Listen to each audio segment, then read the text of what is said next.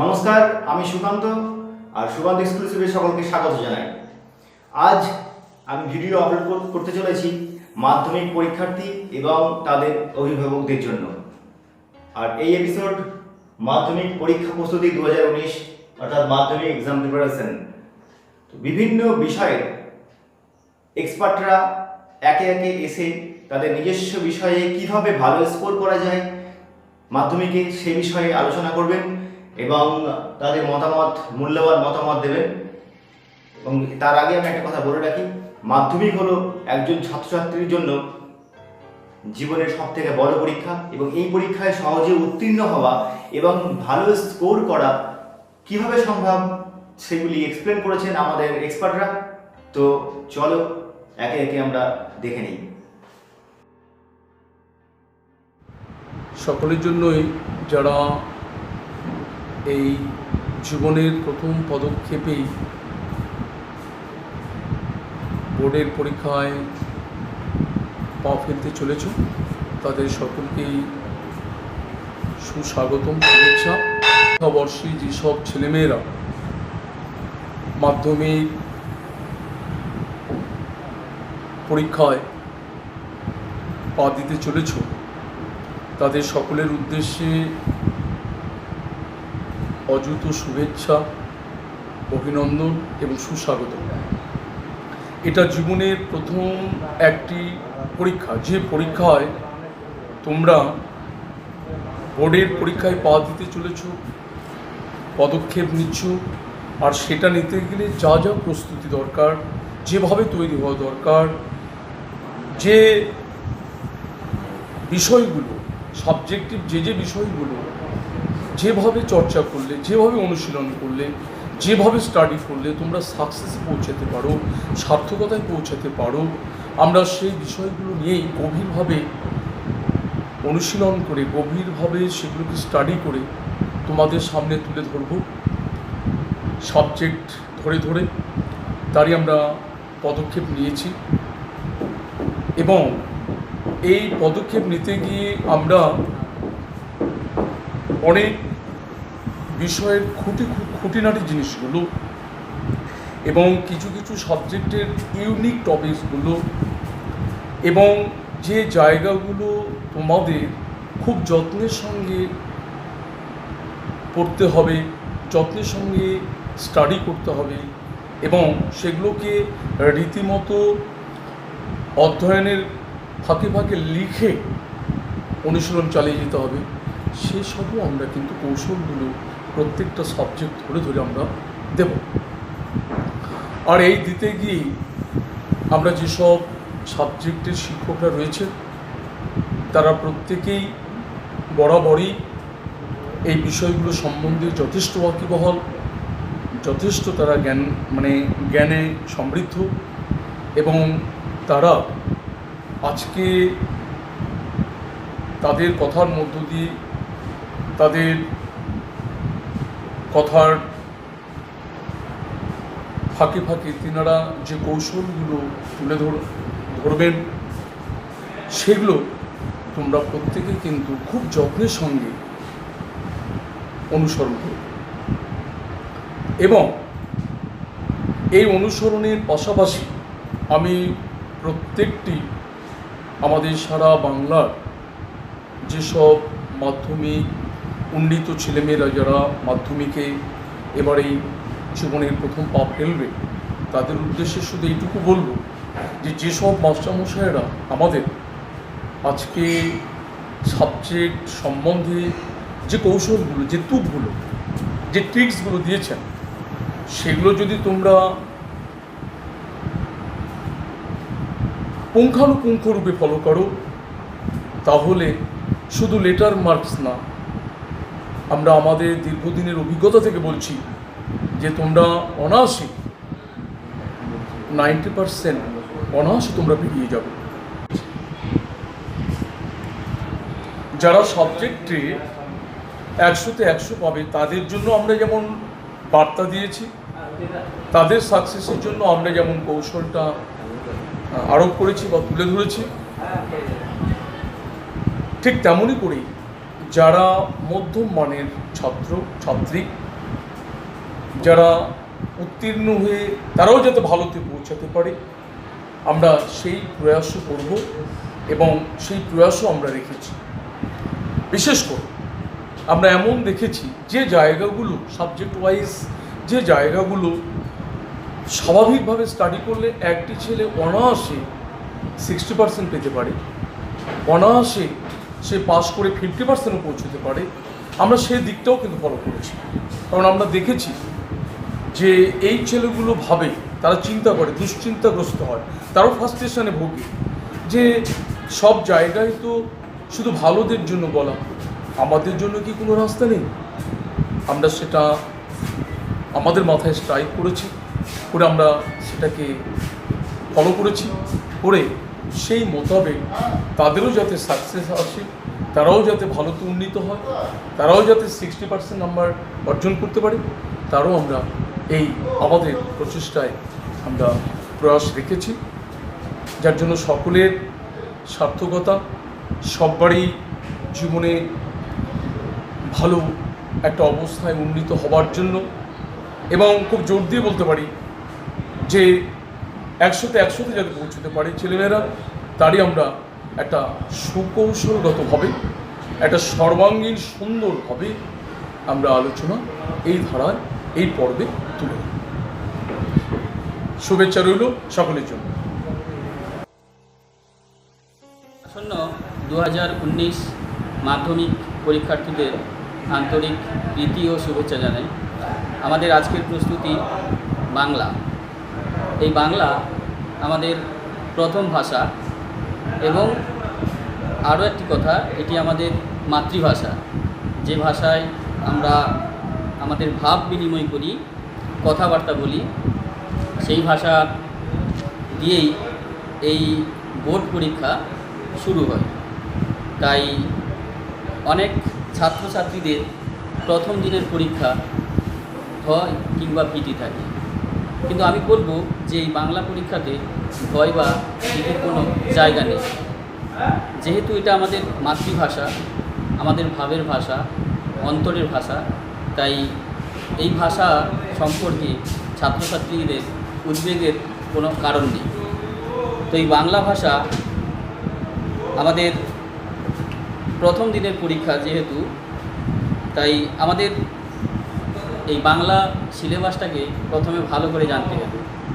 প্রথমে কয়েকটি পর্যায়ে যদি ভাগ করি আমরা, তাহলে বাংলা বিষয়টা খুবই সহজ হয়ে যাবে।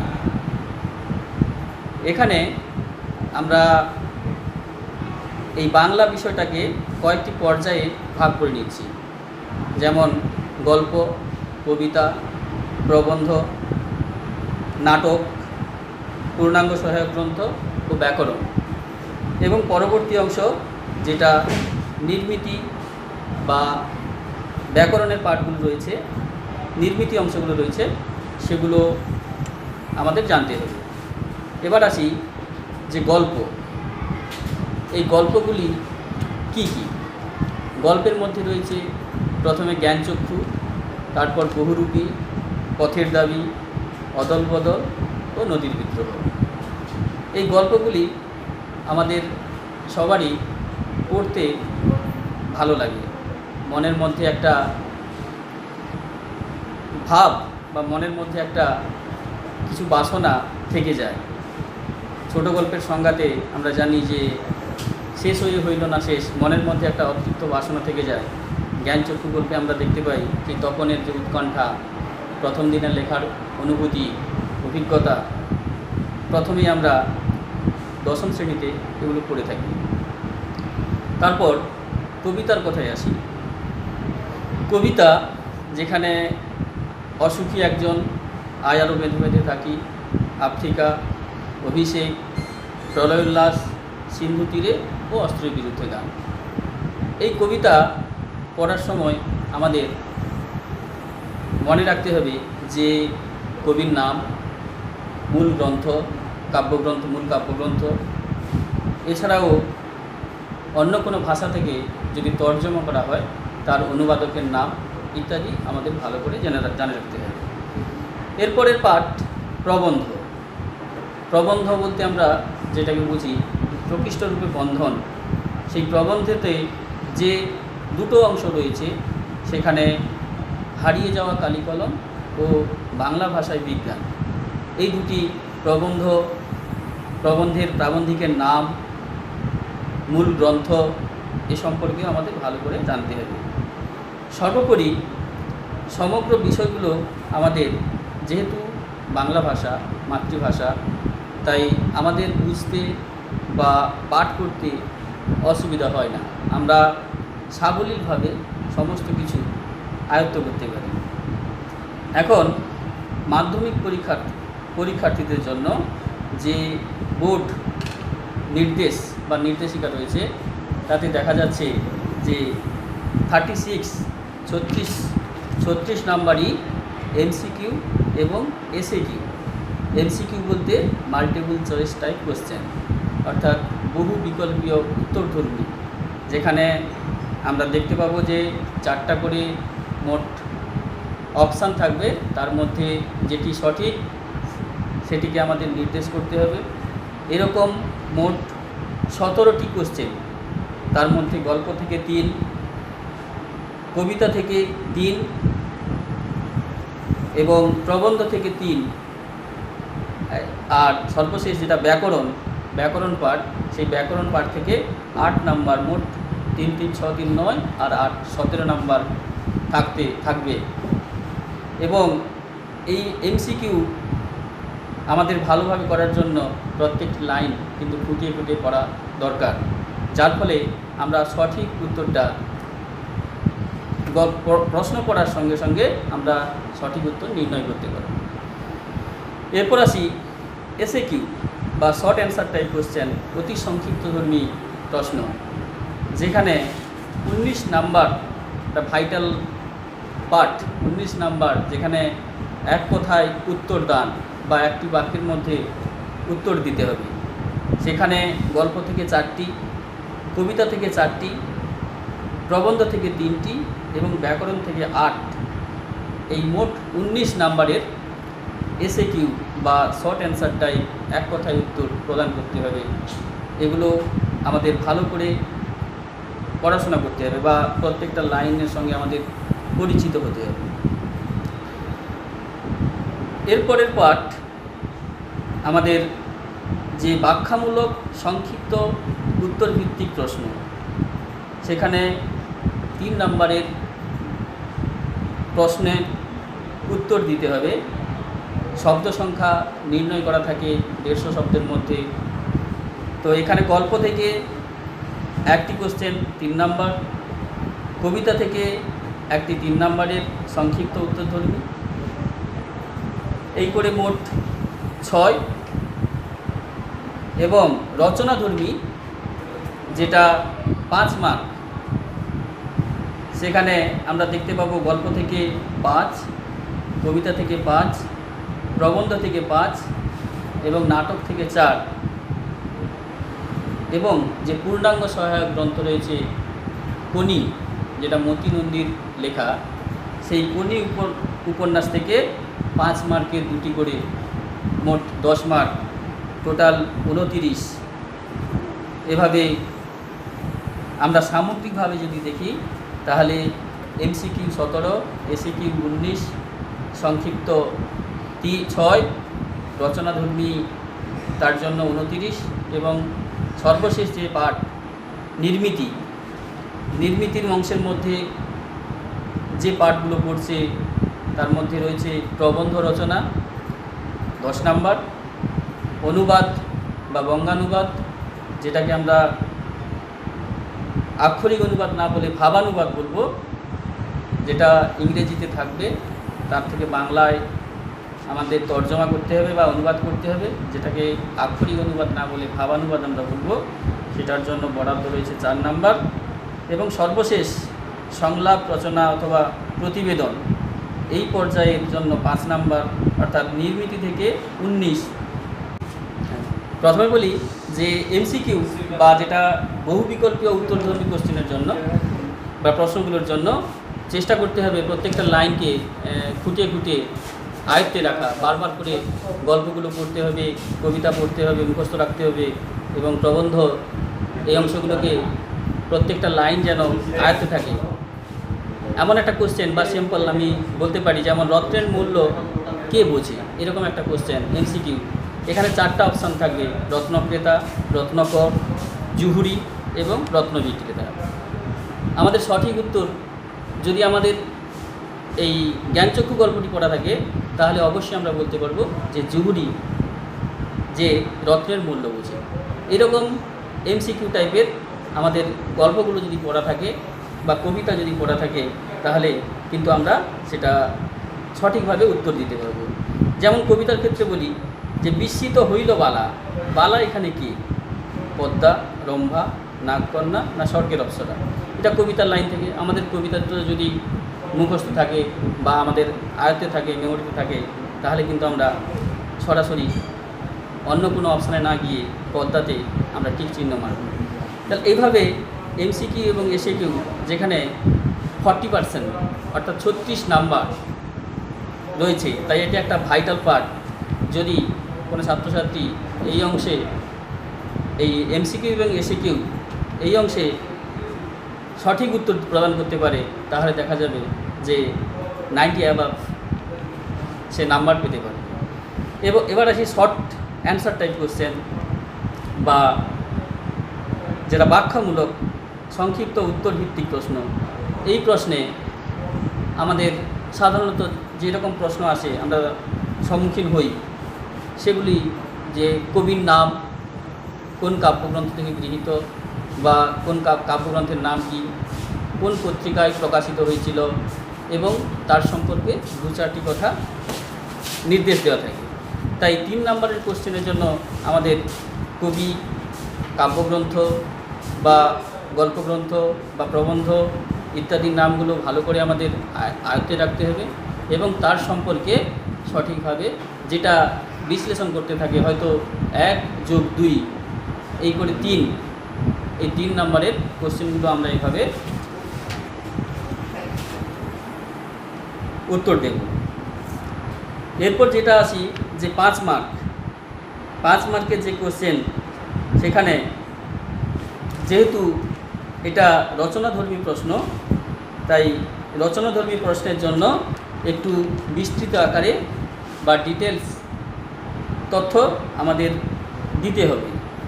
এই 5 নম্বরের ক্ষেত্রে 2+3 আসতে পারে, অথবা 3+2, অথবা 1+1+3 এরকমভাবে আসতে পারে। এই 5 নম্বরের ক্ষেত্রে এখানেও আমরা মূল গ্রন্থ বা কোথা থেকে নেওয়া, কে কাকে বলেছিল, এই অংশগুলো তুলে দেওয়া থাকতে পারে, অথবা এবং তার সম্পর্কে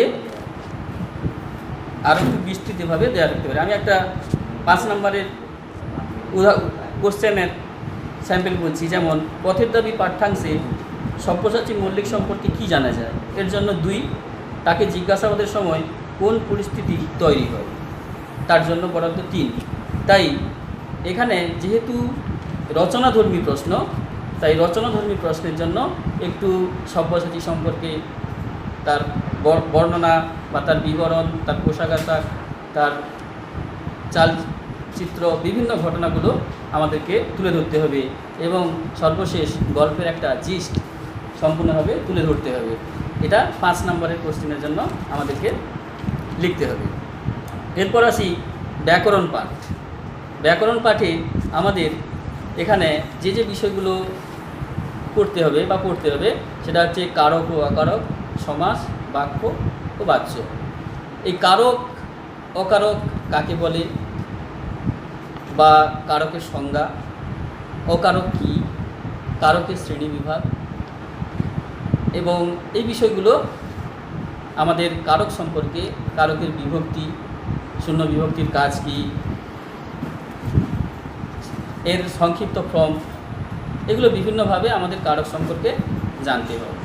সমাসের ক্ষেত্রেগুলি সমাস শ্রেণীবিভাগ, সমাসের বিভিন্ন সমাস কাকে বলে, সমাসের শ্রেণীবিভাগ কয়টি, বা সমাসকে কয়টি ভাগে ভাগ করা যায়, এগুলো সম্পর্কেও আমাদের ধারণা রাখতে হবে। এছাড়াও সমসমান পদ, সমাসবদ্ধ পদ, এগুলো এমসিকিউ এবং এসএকিউর ক্ষেত্রে খুব কাজে দেবে। সংক্ষিপ্তভাবে যদি আমরা এগুলোকে ডিটেলস পড়ে রাখি তাহলে সমাসের উত্তর দেওয়া, সমাস নির্ণয় করা, সমস্ত পদ কাকে বলে, বিভিন্নভাবে আমরা এর সমাধান করতে পারব।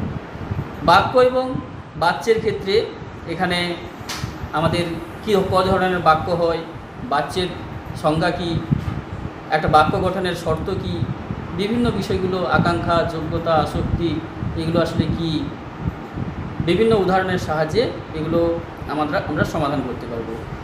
এরপর সর্বশেষ যেটা প্রবন্ধ বা অনুচ্ছেদ রচনা, যেটাকে আমরা বলি প্রবন্ধ রচনা, যেখানে বরাদ্দ থাকে 10 নাম্বার। সেই 10 নাম্বারের মধ্যে আমরা প্যারাওয়াইজ বা প্রবন্ধ আকারে প্যারা করে আমরা লিখতে পারি।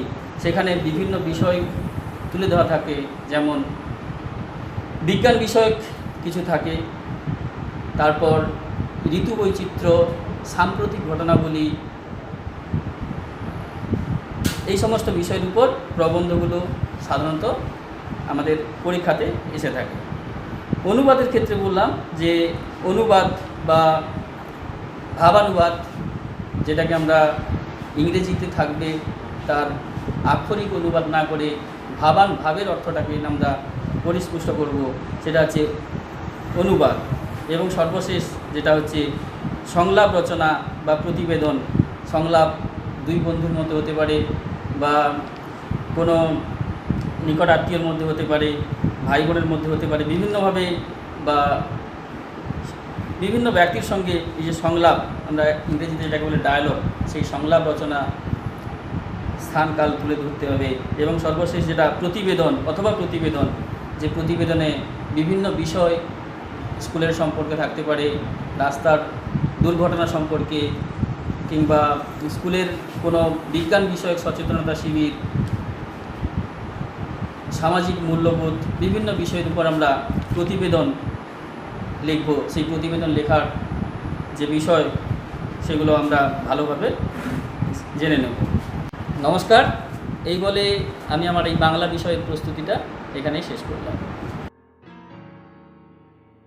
নমস্কার, আমি সৌমেন মণ্ডল, পরশুজা হাই স্কুলের টিচার।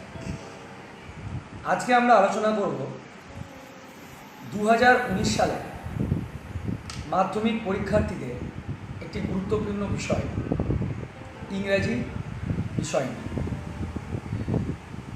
আমরা ইংরেজি দেখেছি যে আমাদের পশ্চিমবঙ্গের স্টুডেন্টদের মধ্যে, ছাত্রছাত্রীদের মধ্যে ইংরেজি বিষয়ের ওপর একটু না একটু ভীতি কাজ করে ম্যাক্সিমাম স্টুডেন্টদের মধ্যে। তো আলোচনায় যাওয়ার আগে আমরা প্রথমে দেখে নেব যে সিলেবাসটা কী আমাদের। সিলেবাস বলতে মাধ্যমিকের প্রশ্নপত্রে যেভাবে আমাদের কোশ্চেনের প্যাটার্ন আসে, যেখান থেকে আমাদের প্রশ্নাবলী আসে, সেগুলি হলো, প্রথমে একটু দেখে নেব। প্রথমে সিন বলতে বইয়ের মধ্যে থাকা প্রোজ এবং পোয়েমস, চারটে যে প্রোজ এবং পোয়েমস আছে, সেখান থেকে প্যারাগ্রাফ তুলে প্রশ্ন করতে হয়। আনসিন, গ্রামার এবং রাইটিং, এই চারটে থেকে আমাদের মাধ্যমিকের প্রশ্ন আসে। আমাদের বইয়ের মধ্যে যে চারটে গদ্য এবং চারটে পদ্য, প্রোজ এবং পোয়েমস আছে, সেগুলি থেকে একটা প্যারাগ্রাফ আমাদেরকে তুলে দেয় প্রশ্নপত্রে, এবং সেখান থেকে কিছু প্রশ্ন বাছাই করে ওখানে দেয়। সেই প্রশ্নটা আমাদেরকে করতে হয়।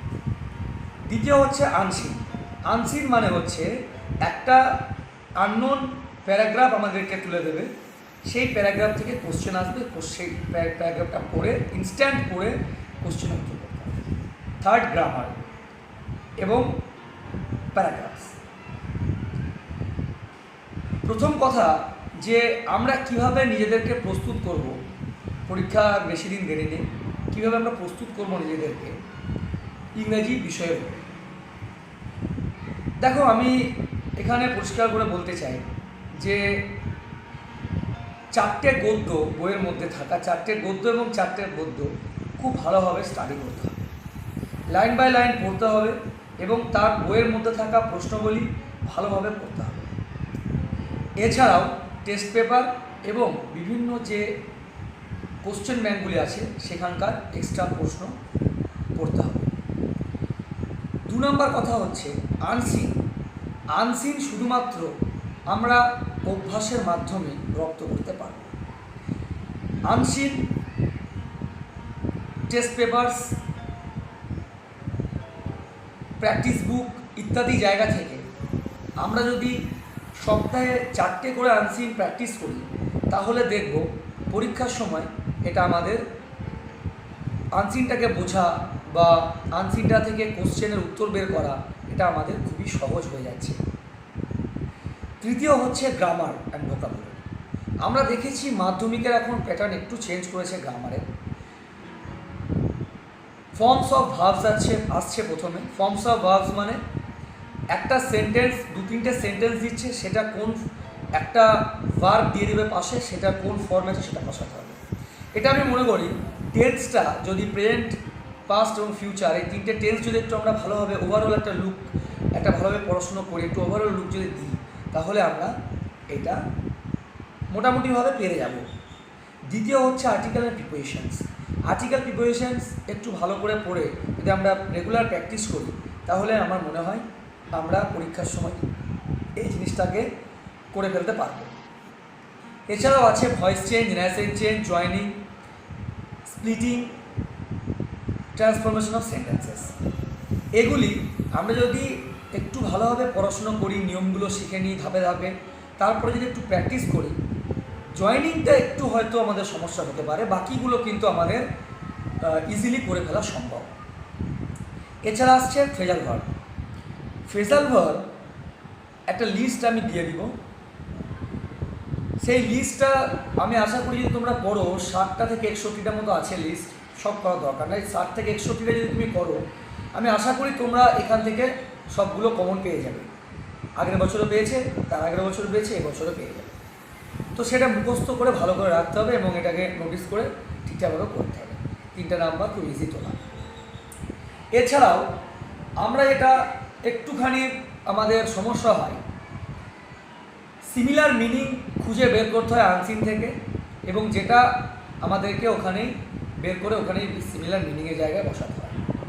আমি এক্ষেত্রে বলবো শুধুমাত্র প্র্যাকটিস মানে আমরা যখন আনসিন প্র্যাকটিস করব তখন এই জিনিসটা যদি তার সাথে প্র্যাকটিস করি আমাদের নিজেদের মধ্যে একটু অভিজ্ঞতা সঞ্চয় হবে, নিজেদের মধ্যে শব্দের জ্ঞানটা বাড়বে এবং পরবর্তীকালে এটা আমাদের মনে হয় খুব সহজভাবে করে ফেলা যদি আমরা প্র্যাকটিস করি এটাকে। চতুর্থ হচ্ছে রাইটিংয়ের ব্যাপারে আমি মাধ্যমিকের ক্ষেত্রে দেখছি প্রথম তো paragraph, second notice, letter, report এবং প্রসেসিং, ডায়ালগস এইগুলি আছে। প্যারাগ্রাফ আমরা দেখেছি যারা 2-4টে লাইন বলতে পারে তাদের ক্ষেত্রে প্যারাগ্রাফের যেহেতু পয়েন্টসগুলো ওখানে দেওয়া থাকে 10 থেকে 12 লাইন লিখে ফেলা সম্ভব হবে with the help of the points, given points. এছাড়াও যদি প্যারাগ্রাফ আমরা বাড়িতে স্টাডি মানে বিভিন্ন রকমের প্যারাগ্রাফ যদি আমরা বুঝতে না পারলে যদি আমরা পড়ে যাই তাহলে আমরা দেখেছি যে আমাদের একটা এক্সপিরিয়েন্স গ্যাদার হয় এবং সেখান থেকে লেখার সময় সেই এক্সপিরিয়েন্সটা আমাদের খুব কাজে লাগে। প্যারাগ্রাফ এছাড়াও আমরা বিভিন্ন ক্যাটাগরিতে ভাগ করে যদি আমরা করি তাহলে আমাদের সুবিধা হবে, যেমন ন্যাচারাল, পরিবেশ দূষণ, pollutions, tree and man, the value of trees ইত্যাদি, গ্রিন হাউস এফেক্টস ইত্যাদি যদি করি, personal life, my aim in life, my village, about myself ইত্যাদি যদি এছাড়াও আরও বিভিন্ন রকমের প্যারাগ্রাফ আছে, বায়োগ্রাফি বলো, এগুলো যদি আমরা একটু প্র্যাকটিস করি আমার মনে হয় এটা করা খুব সহজ হবে। সেকেন্ড নোটিশ, লেটার এগুলি যদি আমরা প্র্যাকটিস করি বাড়িতে শিখে এগুলি ইজিলি করে ফেলা যায়। নোটিশের প্রথমে হেডিং দেওয়ার পরে সাবজেক্টের পরে আমরা কিছুটা প্রাসঙ্গিক প্রথমে লাইন, শুরুর লাইন, তারপরে একটু ম্যাটার দিয়ে ডান দিকে নিজের পরিচয়, বাঁ দিকে কাউন্টার সাইন বাইরে হেডমাস্টার অথবা ক্লাব বলে ক্লাব, সে ডেট অ্যান্ড সাইন দিয়ে আমরা যদি এটা এর স্ট্রাকচার দাঁড় করাতে পারি, আমাদের 6 নাম্বার থেকে 7 নাম্বার তোলাটা খুব ইজি। লেটারের ক্ষেত্রেও তাই, ডায়লগের ক্ষেত্রেও তাই, এবং অন্যান্য যে রাইটিংগুলো আছে আমার মনে হয় এইভাবে যদি আমরা প্র্যাকটিস করে ফেলা সম্ভব হবে। এবার দেখো, এটা তো গেল সিলেবাসের কথা এবং আমাদের প্র্যাকটিস কীভাবে করবো তার কথা। এবার আসছি আমাদের আমাদের ক্লাসের মধ্যে আমরা মোটামুটি 3 প্রকারের স্টুডেন্ট দেখতে পাই। এক, যারা সারা বছর পড়াশুনো করে, তাদের জন্য আমার বেস্ট অফ লাক, ভালোভাবে প্র্যাকটিস করো, অবভিয়াসলি তোমরা ভালো রেজাল্ট করবে। সেকেন্ড হচ্ছে যারা এটা ভাবে যে টেস্টের পরে পড়াশুনো করবে। আমি তোমাদের জন্য বলতে চাই এটা সম্পূর্ণ ভুল ধারণা।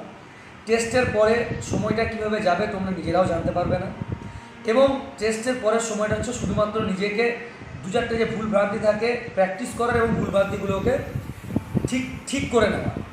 টেস্টের আগে সময় আছে এখনও, তোমরা গোটা সাবজেক্টটা, গোটা ইংরেজির 4টে প্রোজ, তোমরা আগের বছর যেটা এসছে গদ্য পদ্য মোটামুটি সেটা বাদ দিয়ে বাকি 6টা ওভারঅল একটা জিস্টগুলো পড়ে তোমরা যদি একটা ওভারঅল একটা আইডিয়া নিয়ে আসতে পারো, তারপরে প্র্যাকটিস শুরু করো, আমার মতে বলে সেটা ভালো হবে। এবং গ্রামার রাইটিংগুলো তোমরা প্র্যাকটিস করো, আমার মনে হয় ভালো হবে এতে। থার্ড, একদম ফ্রিলি অ্যান্ড ফ্র্যাঙ্কলি বলতে গেলে, যারা পড়াশুনো করে না, যারা ভাবে স্টেজে মেরবে, চ্যালেঞ্জার বা এরকম টাইপের কিছু বইপত্র কিনে তারা টুকলি করে চালিয়ে দেয়, তারা এরকম করে জোর 30 থেকে 35 পায়। আমি তোমাদের উদ্দেশ্যে বলছি, তোমরা যদি সময়টাকে নষ্ট না করে একটুখানি 3 থেকে 4 মাস তোমাদের এফোর্ট দাও, আমার মনে হয় ওই 30 থেকে 35টা 40 থেকে 45 কিংবা 50-এর ঘরে ঢুকে যেতে পারে, যেহেতু 90 নম্বরের পরীক্ষা এবং 10 নাম্বার আমাদের ওরালে থাকছে। 10-এর মধ্যে তুমি 7-8 পাচ্ছো। সো একদম শেষে আমি এই কথাই বলতে চাই, সবারই জন্য বেস্ট অফ লাক, সবাই ভালো করে পড়াশুনো করো। আর ইংরেজির প্রতি যে ভীতি সেটা শুধুমাত্র কাটবে প্র্যাকটিসের মাধ্যমে। যদি আমরা বেশি করে যত বেশি প্র্যাকটিস করব, সেই প্র্যাকটিসটাই আমাদের এক্সপিরিয়েন্স দেওয়া করবে, সেটাই আমাদের ভালো রেজাল্ট আনবে। ঠিক আছে, ভালো করে পড়াশোনা করো। আজকের মতো টাটা। নমস্কার, আমার স্নেহের মাধ্যমিক পরীক্ষার্থীদের সকলকে শুভেচ্ছা জানিয়ে মাধ্যমিকের একটি গুরুত্বপূর্ণ বিষয় ভৌতবিজ্ঞান সম্পর্কে আমি কয়েকটা কথা বলবো, যেগুলি মেনে চললে তোমরা মাধ্যমিকে অবশ্যই ভালো ফলাফল করতে পারবে। তো এসো আমি সংক্ষেপে কিছু বলি। আমাদের ভৌতবিজ্ঞানে মোট 8টি চ্যাপ্টার রয়েছে।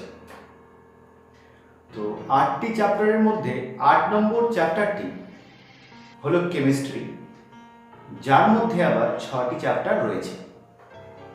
তাহলে মোট আমাদের 13টি চ্যাপ্টার রয়েছে ভৌতবিজ্ঞানে মাধ্যমিকের সিলেবাসে।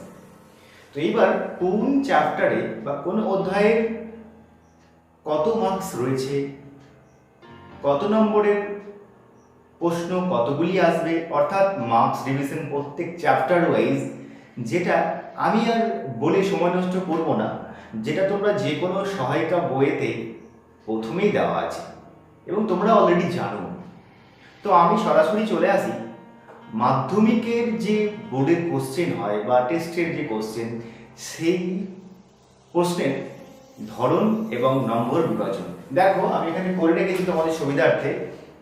ক বিভাগ, খ বিভাগ, গ বিভাগ এবং ঘ বিভাগ, 4টি বিভাগ রয়েছে।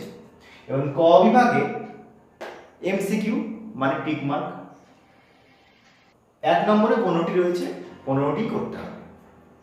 তারপর খ বিভাগে অতি সংক্ষিপ্ত 21টি প্রশ্ন আছে 1 নম্বরে, যেখানে 21টি করতে হবে। গ বিভাগ সংক্ষিপ্ত প্রশ্ন উত্তর 2 নম্বরে থাকবে 9টি, তাহলে 18 নম্বর এখানে। আর ঘ বিভাগে দীর্ঘ প্রশ্ন, যেখানে 3 নম্বরে প্রশ্ন থাকে 12টি, 36 নম্বর মোট। তো সংক্ষিপ্ত এবং দীর্ঘ এইগুলিতে কিছু অথবা থাকে, যেগুলি অপশন থাকে তার মধ্যে আমাদের একটি করতে হয়, যে কোনো, সবগুলিতে নয়, কয়েকটিতে অথবা থাকে। আচ্ছা, এই গেল আমাদের 90 নম্বরের question pattern and marks division. তো আমি সবার প্রথমে পড়াশোনায় আসি, অর্থাৎ কিভাবে তোমরা প্রিপারেশন নেবে মাধ্যমিক পরীক্ষার জন্য। এবং আমি একটা কথা বলে রাখি যে তোমাদের জীবনের একটা বড় পরীক্ষা মাধ্যমিক, তো এই পরীক্ষাতে এমনিতেই তোমরা একটু নার্ভাস থাকো। তো আমি সেই প্রসঙ্গে প্রথমে বলে রাখি যে মাধ্যমিক একটা ইম্পর্টেন্ট পরীক্ষা হলেও এটাই কিন্তু শেষ পরীক্ষা নয়, এটা শুরু একটা জীবনের। তাই এটা নিয়ে অত ভীতি বা ভয় পাওয়ার কোনো কারণ নেই। বুকে রাখবে সাহস, আর মনে রাখবে জোর, আর সঙ্গে থাকবে পড়াশোনা। জীবনের সব পরীক্ষা উত্তীর্ণ হয়ে যাবে। তো এসব আমি কয়েকটা কথা বলি। দেখো, এই যে এমসিকিউ, অর্থাৎ এমসিকিউ এবং অতি সংক্ষিপ্ত, এই যে শর্ট কোশ্চেনগুলো, মোট দেখো 36 নম্বরের যে শর্ট কোশ্চেন আছে, এই প্রশ্নের অ্যান্সার করার জন্য তোমাদের কিন্তু গোটা সিলেবাস, অর্থাৎ প্রত্যেকটা চ্যাপ্টার, যে 13টি চ্যাপ্টার রয়েছে মোট, সেই চ্যাপ্টারগুলো কিন্তু খুঁটিয়ে পড়তে হবে। খুঁটিয়ে পড়া ছাড়া তোমার এই 36 নম্বর অ্যান্সার করাটা কিন্তু খুব কঠিন। তো অবশ্যই প্রত্যেকটা চ্যাপ্টার খুঁটিয়ে পড়বে, টিচাররা পড়িয়ে দেবেন তোমাদের। তোমরা বাড়িতে যেদিনের পড়া সেদিনই করবে। একটা অভ্যাস তৈরি করবে তোমরা ছাত্র জীবনে, যে ডু ইট নাও। কাল বলে শব্দটি ডিকশনারি থেকে তোমরা ফুটিয়ে দেবে। কাল না, পড়াটা আজকের পড়া আজই করবো, do it now, just now, আজকেই করতে হবে পড়া। কাল বলে কোনো কথা তোমরা রাখবেই না, কাল বলে কিছু হয় না। আজকে যা করবে, আজকের পড়া আজকেই, কালকের পড়া কালকে। তাই আজকের পড়াটা আজকেই শেষ করবে, এবং তোমার তবেই একটা সুঅভ্যাস তৈরি হবে পড়াশোনার। কালকে পড়বো বলে ফেলে রাখবে না কোনো পড়াশোনা, কোনো বিষয়েরই।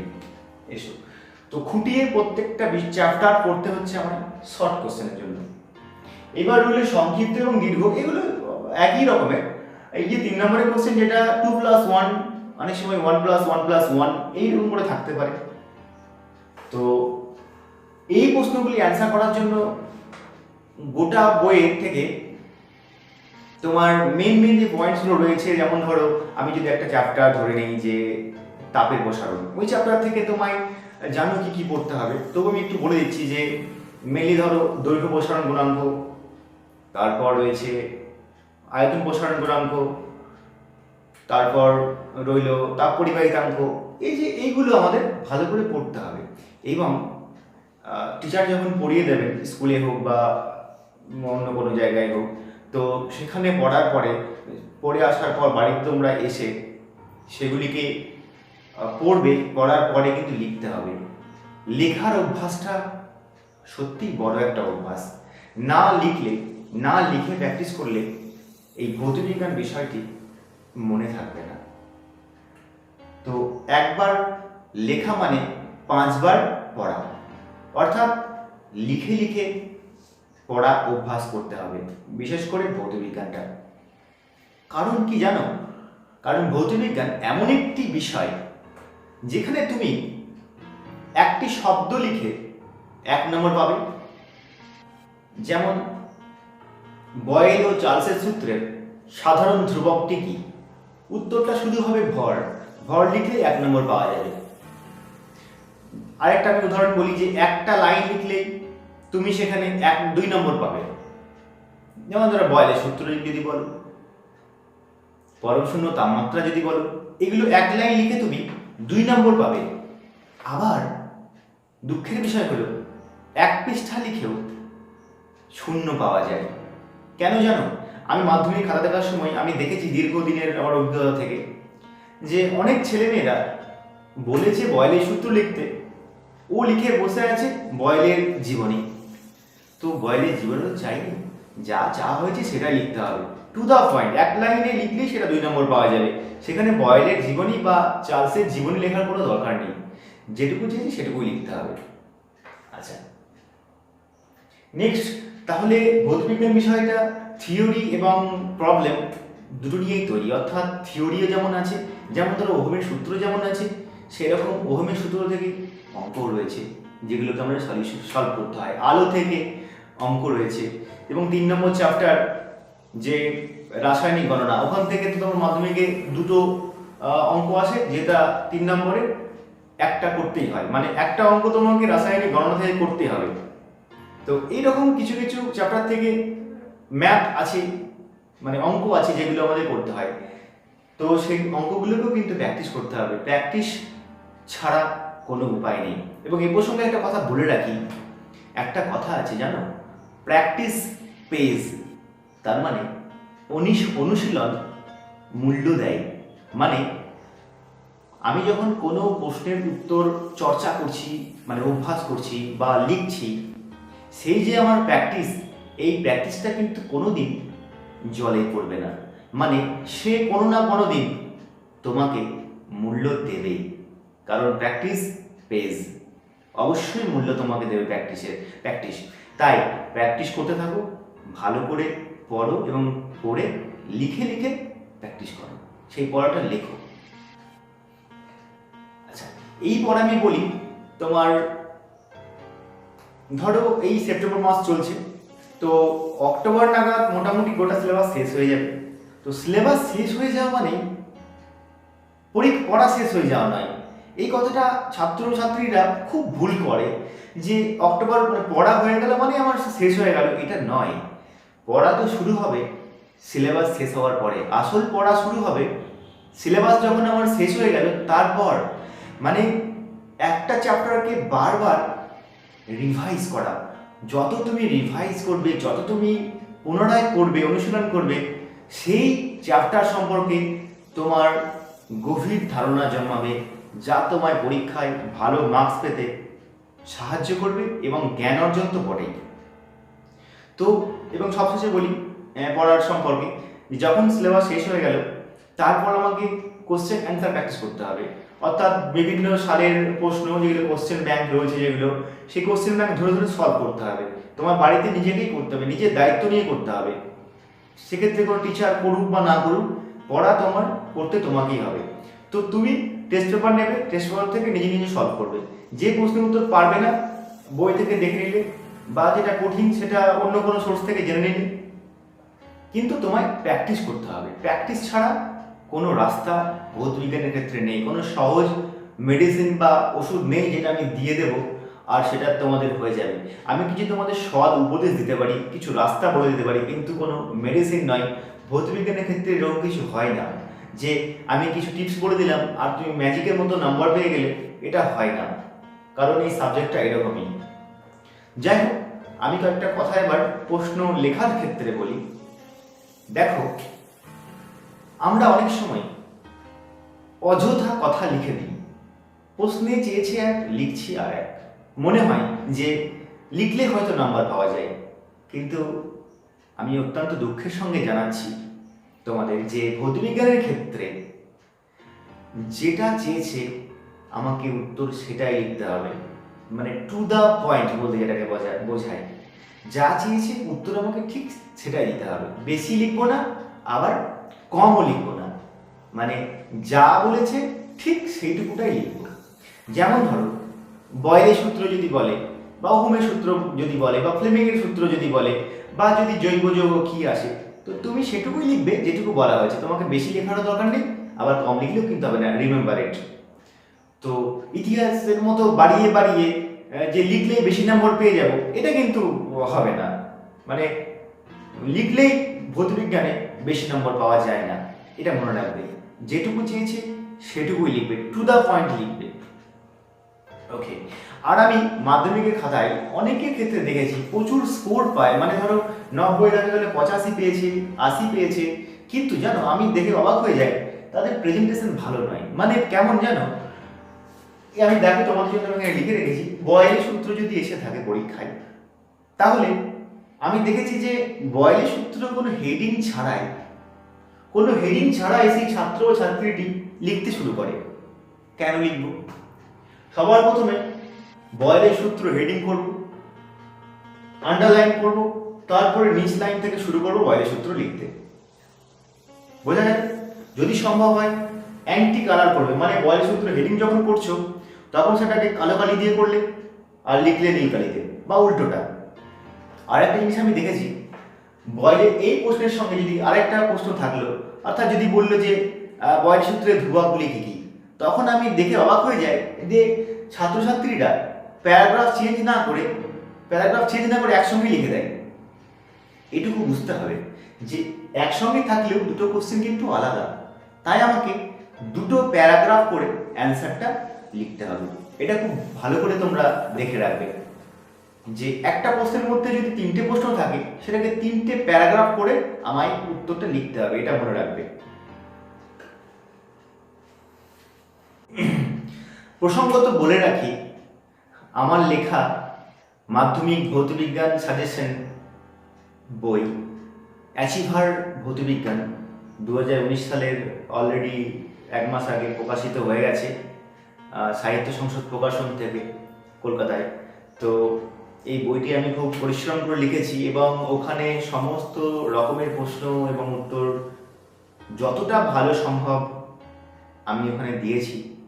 তো তোমরা সিলেবাস শেষ হওয়ার পরে অন্যান্য বইয়ের সঙ্গে অ্যাচিভার বইটিও তোমরা ফলো করতে পারো, কারণ ওই বইটি এবার একটা বিশেষ নিয়ম মেনে তৈরি করা হয়েছে সমস্ত বিষয়গুলি।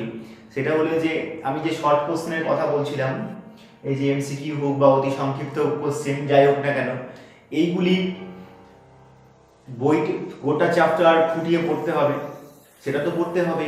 এইবার সেই একটা ধরো চ্যাপ্টার আমি ধরে নিই যে পরিবেশের জন্য ভাবনা বা গ্যাসের আচরণ, যদি ধরে নিই যে কোনো একটা চ্যাপ্টার, তো এই চ্যাপ্টার থেকে যে ইম্পর্টেন্ট তথ্য যেগুলো এই যে এমসিকিউ অথবা তোমার শর্ট কোশ্চেন এ আসতে পারে, সেই তথ্যগুলো প্রথমে এক নজরে বলে পরপর টু দ্য পয়েন্ট তুলে দেওয়া আছে, যেটা তোমরা আমার অ্যাচিভার বইটা দেখলে বুঝতে পারবে।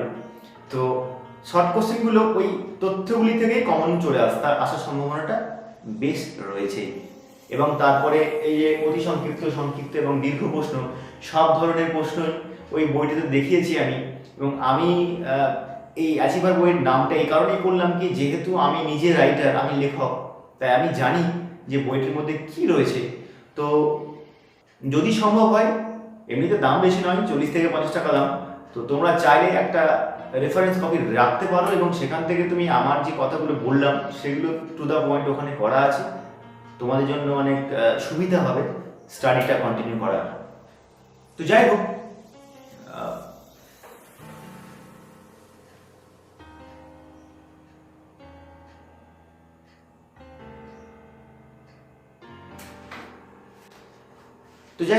আমি একটা কথাই বলবো সবার শেষে, যে পড়াশুনো ছাড়া বা লেখাপড়া ছাড়া জ্ঞান অর্জন এবং ভালো ফল করার কোনো বিকল্প রাস্তা কিন্তু নেই। তুমি যাই পড়ো, তোমাকে কিন্তু স্টাডি করতে হবে। বাড়িতে স্টাডি ছাড়া, নিজেকে পড়া ছাড়া কোনো শর্টকাট রাস্তা তৈরি হয়নি যে রাস্তা দিয়ে তুমি একদম 100 পেয়ে যাবে 100-র মধ্যে। এরকম কোনো রাস্তা আমার জানা নেই। তাই আমি একটা কথাই তোমাদের বারবার বলবো, বারবার তোমাদের মোটিভেট করব যে দেখো, তোমরা পড়ো, মাধ্যমিকে তোমরা ভালো ফল করো এবং বাবা মা এবং পরিবারের আরও সকলের এবং শিক্ষক শিক্ষিকা, তোমার স্কুলের সকলেরই মুখ উজ্জ্বল করো এবং দেখবে ভালো রেজাল্ট যখন হবে তখন তোমার নিজেরও খুব ভালো লাগবে অন্যদেরকে খুশি দেখে। এবং আমি একটা কথা বলি, যারা এখন অনেক বেশিরভাগ মোস্ট অফ দ্য স্টুডেন্টস, মানে প্রায় 50% ছাত্রছাত্রী এখনো পর্যন্ত সেভাবে পড়াশোনা শুরু করেনি।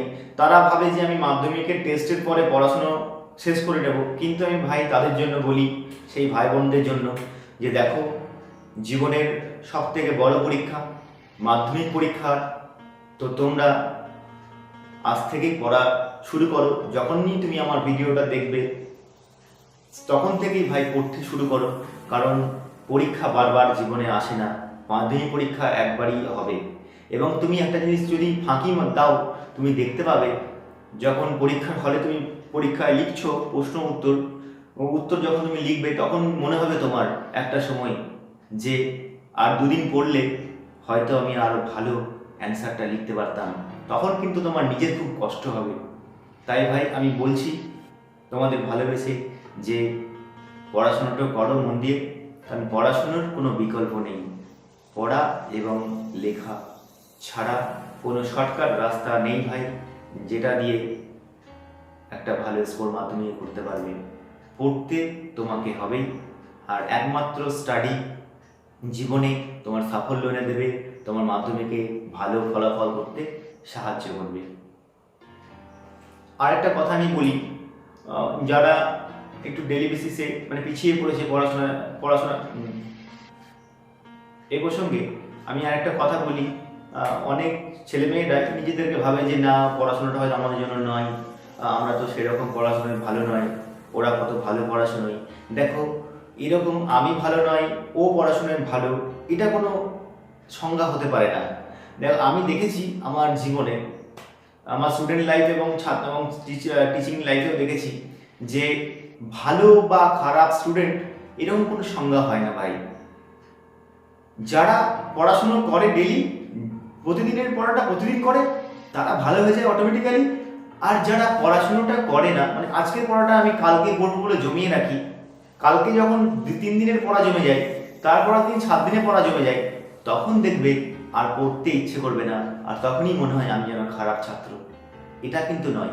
তাই আমি বলবো যে প্রতিদিনের পড়া প্রতিদিন তোমরা পড়ো এবং দেখো যে কোনো সাবজেক্ট সহজ হয়ে যাবে।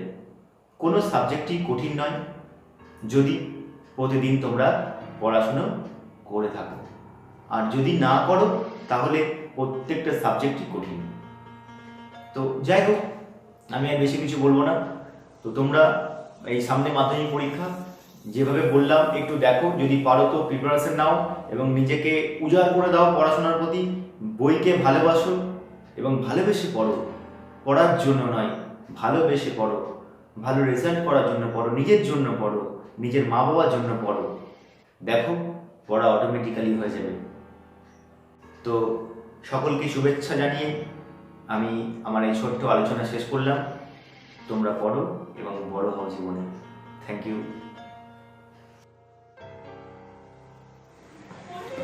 নমস্কার। আসন্ন মাধ্যমিক পরীক্ষা 2019 সালে যে সমস্ত ছাত্রছাত্রী এই পরীক্ষায় বসবে তাদের গার্জিয়ানদেরকে আমার নমস্কার, তাদেরকে আন্তরিক শুভেচ্ছা জানিয়ে আজকের আমার আলোচনার বিষয়বস্তু, ছাত্রছাত্রীরা 19 সালের মাধ্যমিক পরীক্ষায় জীবনবিজ্ঞান বিষয় কি করে প্রস্তুতি নিলে তারা ভালো রেজাল্ট করতে পারবে।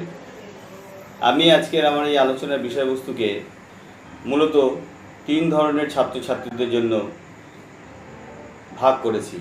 প্রথমত, যে সমস্ত ছাত্রছাত্রীরা দুর্বল, যারা কেবল পাস করতে চায়, অর্থাৎ তাদের পাস মার্ক হলেই চলবে, তাদের জন্য রয়েছে আমার বিশেষ প্রস্তুতির ব্যবস্থা। মিডিওকার যে সমস্ত ছাত্রছাত্রী রয়েছে, অর্থাৎ যারা 70% থেকে 80% নাম্বার পাবে বলে আশা করছে, তারা কিভাবে প্রস্তুতি নেবে, এবং যারা টপ ক্লাস অর্থাৎ উচ্চমানের ছাত্রছাত্রী, যারা 90 to 100% নাম্বার মাধ্যমিকে পেতে চায়, তারা কি করে জীবনবিজ্ঞান বিষয়ে প্রস্তুতি নেবে। আসুন তাহলে আমরা দেখে নিই।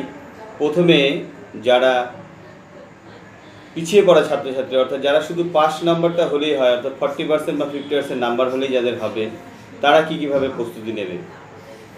প্রস্তুতি নেওয়ার পূর্বে আমাদের জানা উচিত পাঠ্যক্রমে কী বিষয়বস্তু রয়েছে এবং প্রশ্ন প্যাটার্ন অর্থাৎ কোশ্চেন কীরকম হয় সেটাও জানা খুবই জরুরি। প্রথমে আমি আমার আলোচনায় বিস্তারিত আলোচনা করব আমাদের পাঠ্যক্রমের মধ্যে জীবনবিজ্ঞানের বিষয়বস্তুর মধ্যে কী কী রয়েছে।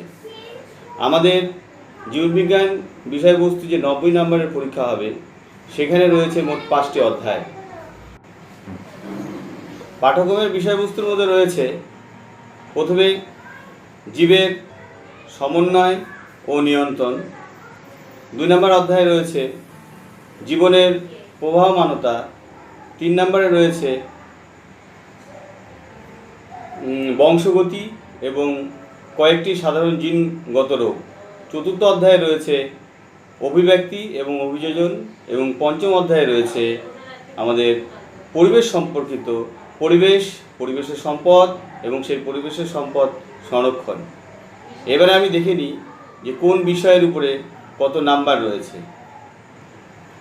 লাস্ট যে চ্যাপ্টারটা রয়েছে অধ্যায়, সেখানেই সর্বোচ্চ নাম্বার রয়েছে। সেখানে নাম্বার রয়েছে 24 নাম্বার। 3 এবং 4 অধ্যায়ে রয়েছে 18 করে নাম্বার, অর্থাৎ 18 18 36, আর এদিকে 24 যোগ করলে হচ্ছে আমি এটাই ভুলে গেলাম, 17 আর 13 মনে হচ্ছে। দাদা কাটতে একটু দেখে নিই। হ্যাঁ, যা বলছিলাম, প্রথম অধ্যায়ে রয়েছে 19 নম্বর, দ্বিতীয় অধ্যায়ে রয়েছে 17 নম্বর, তৃতীয় এবং চতুর্থ অধ্যায়ে রয়েছে 15 নম্বর এবং পঞ্চম তথা শেষ অধ্যায়ে রয়েছে 24 নম্বর। এবারে বলি কোশ্চেন প্যাটার্ন কীরকম হয়। মাধ্যমিকে যে কোশ্চেন প্যাটার্ন রয়েছে বর্তমানে, সেখানে ক বিভাগে রয়েছে মাল্টিপল চয়েস কোশ্চেন। সেখানে 15টা কোশ্চেন থাকবে এবং 15টি কোশ্চেনেরই উত্তর করতে হবে। এখানে কোনো ধরনের অপশান বা বাছাই করার কোনো জায়গা নেই, 15টা প্রশ্নেরই উত্তর সঠিকভাবে করতে হবে। এই প্রসঙ্গে প্রথমে বলে রাখি, এই 15টি কোশ্চেন, যেটাকে বলা হচ্ছে বহু বিকল্পিক কোশ্চেন বা মাল্টিপল চয়েস কোশ্চেন, এটা আমরা সাধারণত ভেবে থাকি গার্জিয়ানরা বা ছাত্রছাত্রীরা মাল্টিপল চয়েস কোশ্চেন খুবই সহজ হয় এবং এতে নাকি নাম্বার পাওয়া খুবই সহজ। কিন্তু আমার বক্তব্য হচ্ছে মাল্টিপল চয়েস কোশ্চেনেই কিন্তু নাম্বার পাওয়া খুব কঠিন। কেন কি, বড় কোশ্চেন হলে কিছু লিখলে কিছু যৎসামান্য নাম্বার উঠে আসে, কিন্তু ছোট এই মাল্টিপল চয়েস কোশ্চেন যদি সঠিক হয় তবে সঠিক পূর্ণ নাম্বার পাওয়া যায়, কিন্তু যদি ভুল হয় তাহলে শূন্য। তাহলে এখানে একটু ভুলচুক হয়ে গেলে কিন্তু শূন্য পাওয়ার সম্ভাবনা থেকে যাচ্ছে। অর্থাৎ এই জায়গাটাতে খুব সিনসিয়ার হতে হবে যেন পুরো নাম্বারটা ওঠে। তারপরে রয়েছে খ বিভাগ, এখানে কোশ্চেন রয়েছে 21টা। এই 21টা কোশ্চেনকে আবার ভাগ করা হয়েছে 4 ভাগে। প্রথমে রয়েছে শূন্যস্থান পূরণ, তারপরে রয়েছে সত্য মিথ্যা নির্বাচন, তারপরে রয়েছে এক কথায় উত্তর এবং স্তম্ভ মিলিয়ে লেখো। এই দিকে ছাত্রছাত্রীদের নজর দিতে হবে। এইখানে যে 21টা কোশ্চেন রয়েছে, এই 21টা কোশ্চেনের জন্য সঠিকভাবে উত্তর করা হয় তবে এখানে 21 আর আগের 15 36 নাম্বার পুরো পাওয়া যাবে। তারপরে রয়েছে 2 নম্বরের কোশ্চেন সংক্ষিপ্ত উত্তর। এখানে কোশ্চেন সংখ্যা থাকবে 19টি, তার মধ্যে করতে হবে 12টি কোশ্চেনের, প্রতিটি কোশ্চেনের মান 2, 12 দুগুণে 24। এবং লাস্ট বেলায় ঘ বিভাগে রয়েছে একটি চিত্র অঙ্কন সহ আরও 5টি, তাহলে মোট 6টি প্রশ্নের উত্তর করতে হবে। প্রত্যেকটি প্রশ্নের মান 5, 5 6 30। এই যোগ করলে হচ্ছে 15 আর 21 36, 36 সাথে 24 যোগ করলে হচ্ছে 60 এবং তার সাথে 30 যোগ করলে হলো 90। এই 90 নাম্বারের পরীক্ষা। এবারে বলি যারা কেবল পাস, অর্থাৎ আগেই বলেছিলাম যারা পাস করতে চায়, 40 থেকে 50% নাম্বার পেতে চায়, তাদেরকে কি করতে হবে? তাদেরকে আমি বলবো যে তারা যেন অবশ্যই প্রত্যেকটি বিষয়বস্তুর খুঁটিনাটি দেখবার চেষ্টা করে। কোন দিক দিয়ে, যেহেতু তারা কেবল 5 নাম্বার পেতে চাইছে, অর্থাৎ তাদেরকে ঘ বিভাগের প্রশ্ন, যেগুলো বড় প্রশ্ন মানে দীর্ঘ প্রশ্নের উত্তর, সেগুলো অ্যাটেম্প না করলেও চলবে। তাহলে তাদেরকে নাম্বারটা পেতে হবে কোথা থেকে? এই 60 নাম্বারের মধ্যে তারা পরীক্ষায় অংশগ্রহণ করবে। এবারে কি করে এই 60 নাম্বারের মধ্যে ভালো নাম্বার পেতে হলে তাকে করতে হবে কি, তাকে প্রত্যেকটা বিষয়বস্তু, বিশেষ করে প্রত্যেকটা অধ্যায়ে যে সমস্ত সংজ্ঞা রয়েছে, উদাহরণ রয়েছে, পার্থক্য রয়েছে, এই সমস্ত প্রশ্নগুলো করতে হবে। যেমন আমি 2-1টা উদাহরণ দিচ্ছি যে এই মুহূর্তে যেগুলো পড়বে, যেমন প্রথম অধ্যায়ে রয়েছে জীবের সমন্বয় ও নিয়ন্ত্রণ। এখানে প্রথমে রয়েছে উদ্ভিদের চলন। উদ্ভিদের চলন, এখানে বিভিন্ন ধরনের চলনের টাইপগুলো পড়বে এবং তৎসহ উদাহরণ। তাহলে এখান থেকে 1 থেকে 2টি নাম্বারের কোশ্চেন থাকবে, সে 1 থেকে 2টি নাম্বার পেয়ে যেতে পারি। দ্বিতীয়তে রয়েছে প্রাণীদের গমন, সেখানেও প্রাণীদের গমনের উদাহরণগুলো পড়লে সেখান থেকে 1 নাম্বার আসতে পারে। তারপরে রয়েছে প্রাণীদের এবং উদ্ভিদের বিভিন্ন ধরনের হরমোনের ক্ষরণস্থল, হরমোনের কাজ, হরমোনের অধিক ক্ষরণে কী হয়, হরমোনের অল্প ক্ষরণে কী হতে পারে, অর্থাৎ ছোট ছোট পড়া। এখানে কোনো বিস্তারিতভাবে পড়তে হবে না, ছোট ছোট পড়া পড়ে পড়াগুলো যদি ঠিকভাবে মনে রাখতে পারে তবে সেখান থেকে কিন্তু সেই মাল্টিপল চয়েস কোশ্চেন এবং ছোট ছোট কোশ্চেনের উত্তর করে সে নাম্বারটা পুরো পেতে পারে। এবারে রইল 2 নম্বরের কোশ্চেনগুলো। এবার 2 নম্বরের কোশ্চেনগুলো যেগুলো থাকবে 12টা, 12 দুগুণে 24, এখানে দেখা যায় যে অধিকাংশ ক্ষেত্রেই সংজ্ঞা থাকে, পার্থক্য থাকে এবং সংজ্ঞা এবং পার্থক্য, তার সাথে কোনো কিছু জানতে চাওয়া হয় বা তার সঙ্গে তার উদাহরণ।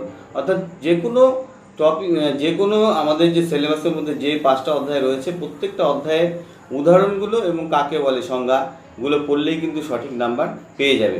একটা উদাহরণ আমি এখানে দিয়ে দিই। যদি এখানে বলা হয়, কোশ্চেন যদি এরকম আসে যে মেন্ডেল যিনি আমাদের বংশগতির জনক, তিনি কোন গাছ নির্বাচন করেছিলেন, কেন নির্বাচন করেছিলেন, এগুলো কিন্তু খুবই সহজ, এখানে কোনো জটিল কিছু নেই। একবার দুবার করে পড়লেই কিন্তু এই পুরো নাম্বারটা পাওয়া যেতে পারে। তারপরে আরও একটা উদাহরণ দিই। এর পরবর্তী যে আমাদের 4র্থ অধ্যায় রয়েছে, যেখানে অভিব্যক্তি এবং অভিযোজন, অভিব্যক্তির চ্যাপ্টারে কিছু খুঁটিনাটি বিষয়বস্তু রয়েছে। যেমন অভিব্যক্তির বিভিন্ন ধরনের এখানে অভিব্যক্তির উদাহরণগুলো রয়েছে, যেমন সমসমস্ত অঙ্গ, সমবৃত্তীয় অঙ্গ, নিষ্ক্রিয় অঙ্গ, এগুলো প্রত্যেকটি উদাহরণ, এবং উদাহরণগুলো এমনভাবে পড়বে যেন একটি করে উদ্ভিদের উদাহরণ, একটি করে প্রাণীর উদাহরণ। কেন কি, কোশ্চেনের কাঠিন্য মাত্রা বৃদ্ধি করার জন্য স্পেসিফিক্যালি জানতে চাওয়া হতে পারে যে উদ্ভিদের ক্ষেত্রে বলো বা প্রাণীদের ক্ষেত্রে বলো। তাহলে যদি সঠিকভাবে উদ্ভিদ বা প্রাণীদের ক্ষেত্রে করে আসা যায়, তাহলে কি পড়ে রাখা যায়, তাহলে কি হবে, তাহলে সঠিক উত্তরটা করা যাবে। নাহলে কী হবে, উদ্ভিদের চাইলো, আমি দিয়ে এলাম প্রাণীর, তাহলে কিন্তু নাম্বারটা হয়ে গেল 0। অর্থাৎ এই ছোট ছোট জিনিসগুলো পড়তে হবে।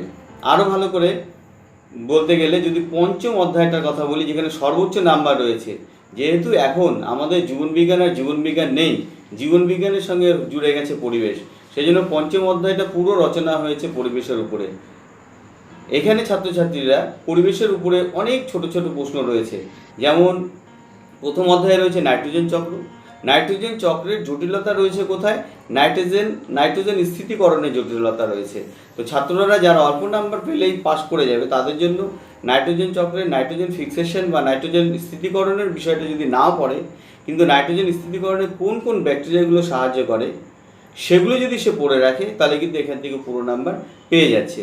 এবং অতিরিক্ত নাইট্রোজেনযুক্ত সার ব্যবহার করার ফলে জমির কি ক্ষতি হচ্ছে, এবং আমরা মনুষ্য সম্প্রদায় আমরা যে অতিরিক্ত পরিমাণে সার জাতীয় সার ব্যবহার করার ফলে পরিবেশে নাইট্রোজেন চক্র কীভাবে বিঘ্নিত হচ্ছে, এগুলো কিন্তু সাধারণ ভাষাতেই লেখা রয়েছে। সেগুলো পড়লে কিন্তু ছাত্রছাত্রীরা অনায়াসে সেখান থেকে নাম্বার পেয়ে যাবে। তারপরে রয়েছে 4 ধরনের দূষণ। 4 ধরনের দূষণ বলতে বায়ু দূষণ, মাটি দূষণ, জল দূষণ এবং শব্দ দূষণ। আমরা চলতি পথে 9ম 10ম শ্রেণীর ছেলেদের যা বিদ্যা বুদ্ধি, সেক্ষেত্রে আমরা আমাদের আশেপাশেই এই সমস্ত দূষণের কারণগুলোকে আমরা চাক্ষুষ দেখতে পাচ্ছি। অথবা এগুলো নিজের ভাষা দিয়ে লিখে দিলেই কিন্তু 2টো নাম্বার পুরো চলে আসে। এরপরে রইল পরিবেশের সম্পদ। পরিবেশের বলতে আমাদের আশেপাশে যা কিছু আমরা দেখতে পাচ্ছি সেটাই পরিবেশের সম্পদ। এই পরিবেশের সম্পদ নিয়েই আমাদের জীবদেহ তৈরি হয় এবং আমাদের মৃত্যুর পরে এই উপাদানগুলো আবার পরিবেশে ফিরে যায়। অর্থাৎ এখানে ছাত্রছাত্রীরা কিন্তু অতি সহজে বুঝতে পারছে যে আমাদের আশেপাশে যা কিছু ছড়িয়ে ছিটিয়ে রয়েছে সেটাই পরিবেশের সম্পদ। এই পরিবেশের সম্পদগুলো আমরা কি করে ব্যবহার করলে এই পরিবেশের সম্পদগুলো আমরা দীর্ঘদিন ধরে ব্যবহার করতে পারবো, সেগুলো কিন্তু এরা অতি সহজেই এই প্রশ্নের উত্তরগুলো লিখতে পারবে। আর শেষের দিকে রয়েছে বিভিন্ন ধরনের যে প্রাণীগুলো আজকাল পরিবেশ দূষণের ফলে বা পরিবেশে ওদের বাসস্থলের অভাবের জন্য এই প্রাণীগুলো পৃথিবীর বুক থেকে অবলুপ্ত হয়ে যাচ্ছে। এখানে কিছু কিছু অবলুপ্ত প্রাণীদের কথা বলা আছে, সেগুলো মুখস্থ করলে সে প্রাণীদের নামগুলো অতি সহজে মনে থাকবে। যে প্রাণীগুলো আমরা প্রতিনিয়ত আমাদের আশেপাশে দেখি, সেই সমস্ত ধরনেরই কিছু প্রাণী রয়েছে উদাহরণে, সেগুলো কিন্তু আমরা অনায়াসেই করে ফেলতে পারবো। এবং এই প্রাণীগুলোকে সংরক্ষণ করার জন্য, অর্থাৎ এই প্রাণীগুলো যেন আগামী দিনে পৃথিবীর বুক থেকে হারিয়ে না যায়, সেই জন্য আমাদের কী কী করণীয় সেগুলোও কিন্তু খুব সহজ করে দেওয়া রয়েছে। যেমন JFM, এই নামটির পুরো নাম হচ্ছে জয়েন্ট ফরেস্ট ম্যানেজমেন্ট, এটা আমাদের পক্ষে অতি সহজে মনে রাখা যায়। তারপরে PBR, পাবলিক বায়োডাইভার্সিটি রেজিস্টার, এইরকম কিছু কিছু নাম রয়েছে যেগুলো ছাত্রছাত্রীরা অতি সহজেই মুখস্থ করতে পারবে। তাহলে যদি এইভাবেই বিষয়বস্তুর ভিতরে ঢুকে যদি উদাহরণ, কাকে বলে, সংজ্ঞা আর ছোট ছোট বিষয়বস্তুগুলো যদি ছাত্রছাত্রীরা পড়ে নেয়, তাহলে কিন্তু অনায়াসেই 40 to 50% নাম্বার তারা পেতে পারে। এবারে তাদের জন্য আর একটা কথা বলি যে 5 নাম্বারের যে একটি চিত্র অঙ্কন প্রশ্ন প্রতিবার আসে এবং আসবেও, এবারে আমরা দেখতে পাচ্ছি বিগত 2 বছর চোখের ছবি রিপিট হয়েছে, তাই আমরা নিশ্চিতভাবে বলতে পারি শিক্ষক মহাশয়েরা যে এবছর আর চোখের ছবি আসার সম্ভাবনা থাকছে না। তাহলে ছবি হিসেবে প্রথমেই থাকছে, যদি কেউ নিউরনের ছবিটা সুন্দর করে প্র্যাকটিস করে তার যে কোনো 6টি অংশ চিহ্নিত করার অভ্যাস করে, তবে কিন্তু সেই নিউরনের চিত্র এবার আসবে। তার সাথে যদি নিউরন তো রইলই, তার সাথে আরেকটা বিকল্প হিসেবে থাকবার সম্ভাবনা রয়েছে খুব, কোষ বিভাজনের, সেটা উদ্ভিদের এবং প্রাণীদের। ছাত্রদের বলি, উদ্ভিদ এবং প্রাণী কোষের গঠনগত এবং কার্যগত প্রচুর পার্থক্য রয়েছে।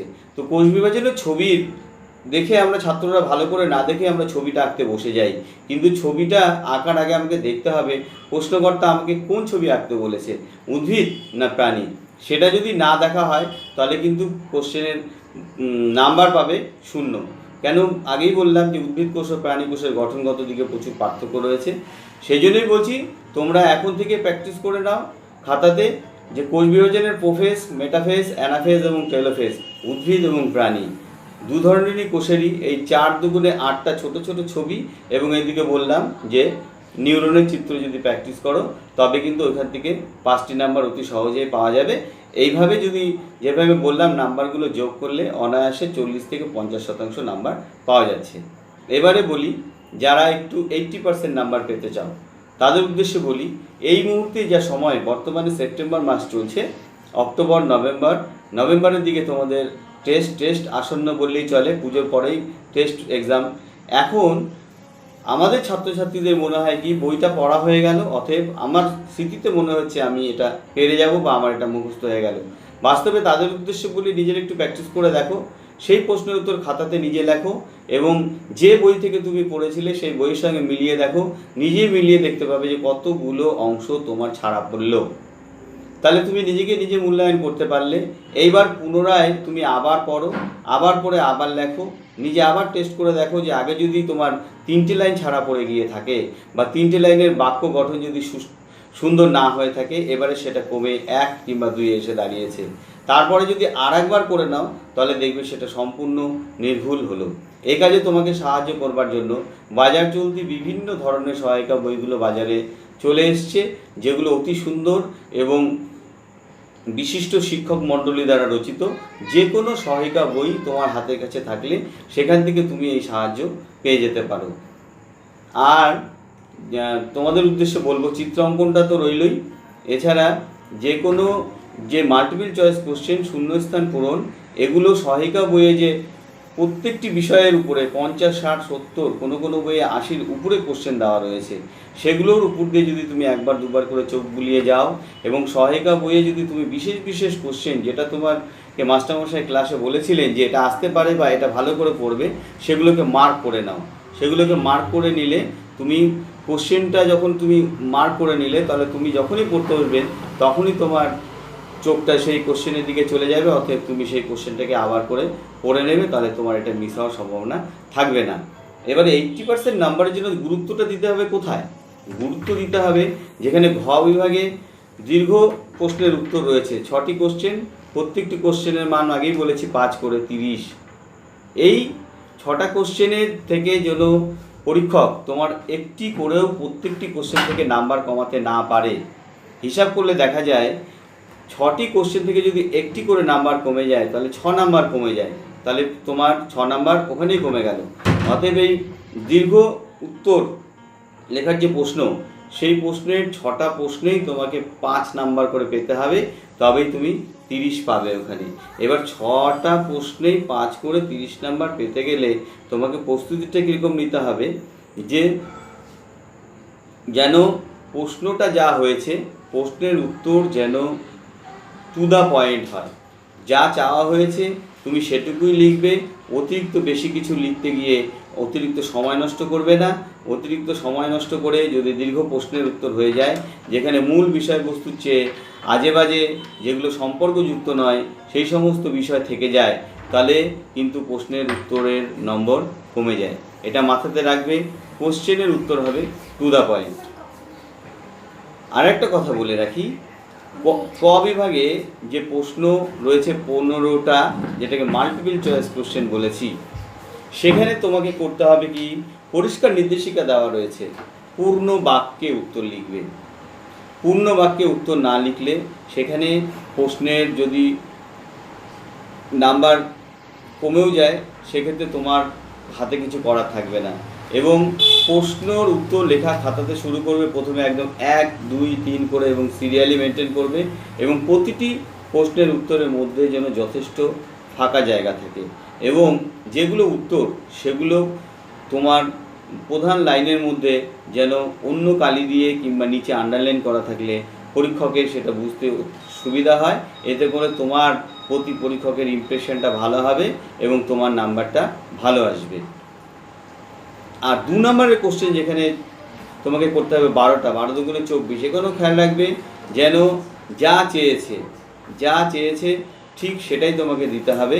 কেন অতিরিক্ত দিলে কিন্তু এখানেও তোমার ওই একই ব্যাপার, অর্ধেক করে নাম্বার কমলেও 12টা কোশ্চেনে কিন্তু অর্ধেক করে নাম্বার কমে গেলে 6 নাম্বার কমে যাচ্ছে, এই করে তোমার নাম্বারগুলো কমে যাবে।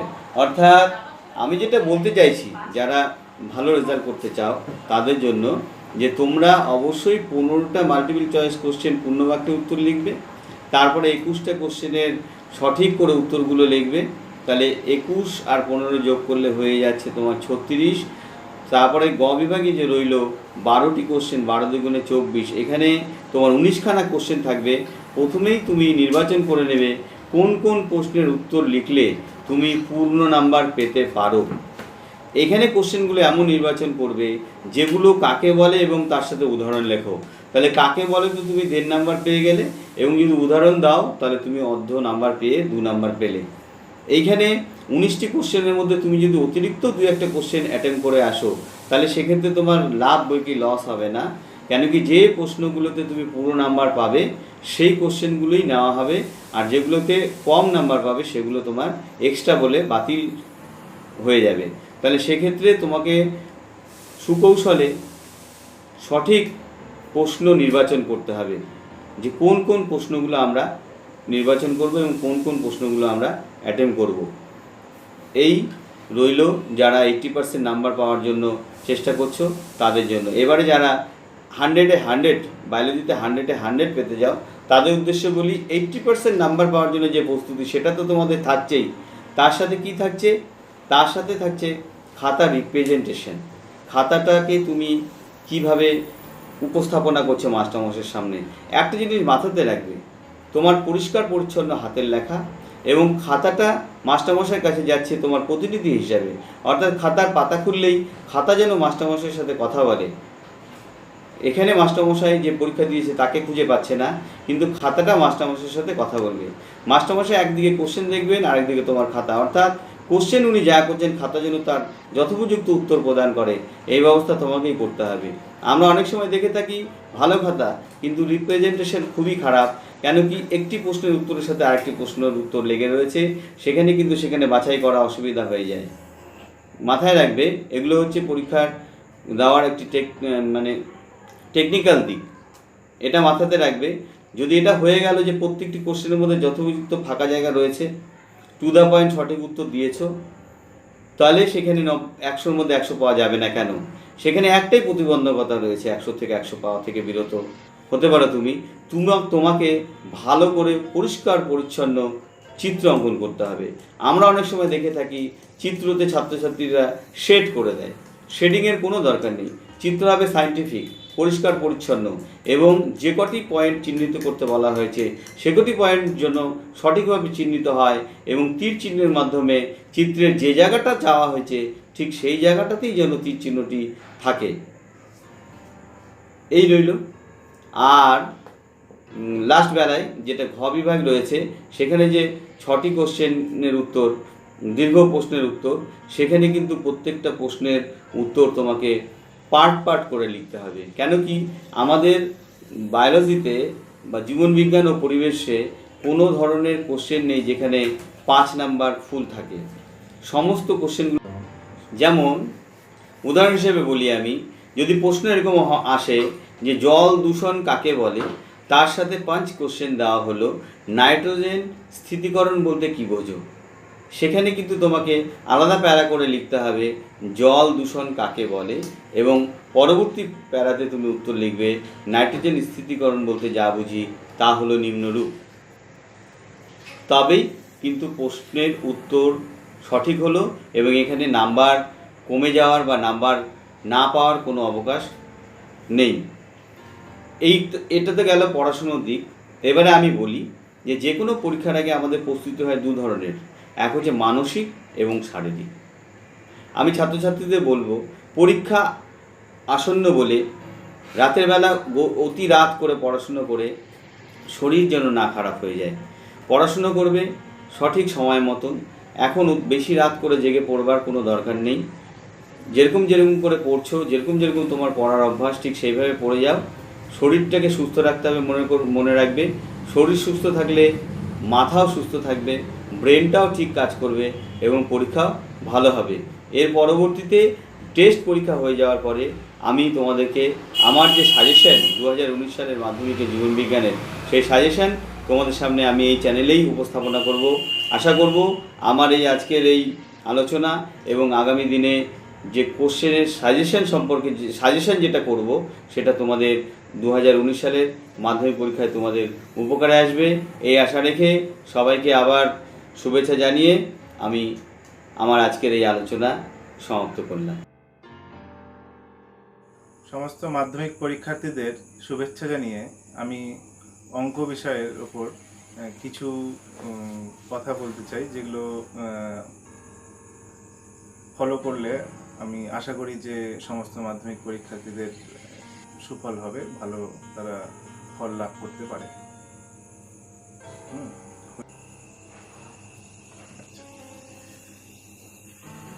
তো মাধ্যমিক পরীক্ষার্থী যারা এবারে পরীক্ষা দিতে বসবে, তো তাদের উদ্দেশ্যে অঙ্ক বিষয়টির উপর আমি কিছু কথা বলতে চাই, যেগুলো আমার মনে হয় যে তাদের পক্ষে, মানে তোমাদের পক্ষে সেটা ভালো হবে।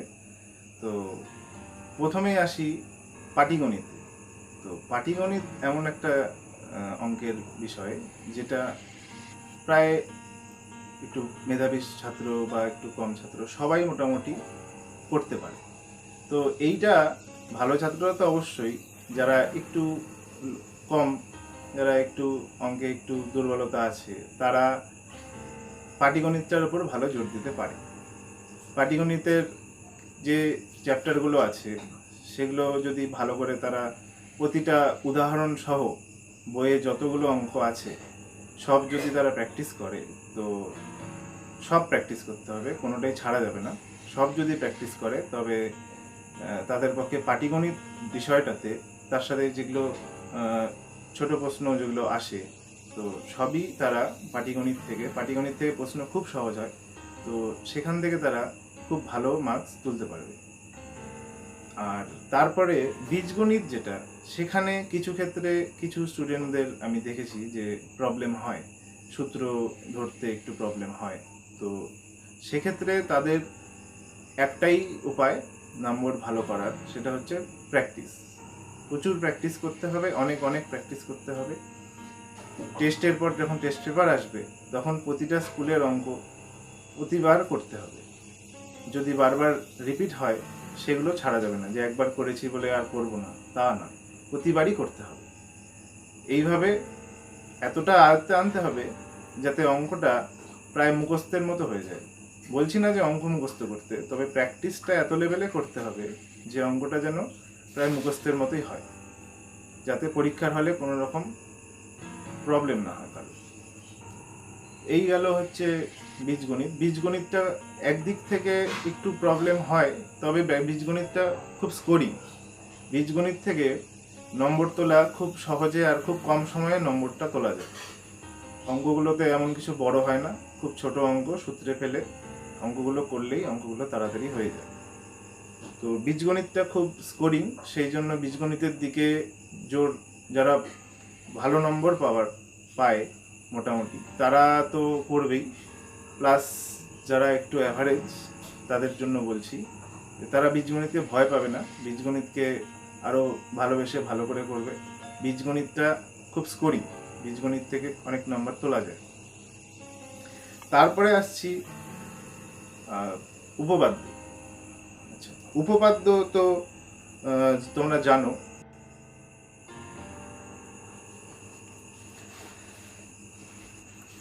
আচ্ছা, তারপরে যেটা বলছিলাম, তারপরে আসছি আমরা উপপাদ্যে।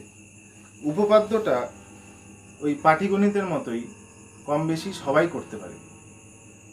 সব ধরনের স্টুডেন্টই উপপাদ্যটা খুব ভালোভাবে করতে পারে। তার মধ্যে টেস্ট পেপার তোমরা যখন সলভ করবে তখন ভালোভাবেই দেখতে পাবে যে কোনগুলো বেশি ইম্পর্টেন্ট, বেশি করে এসছে।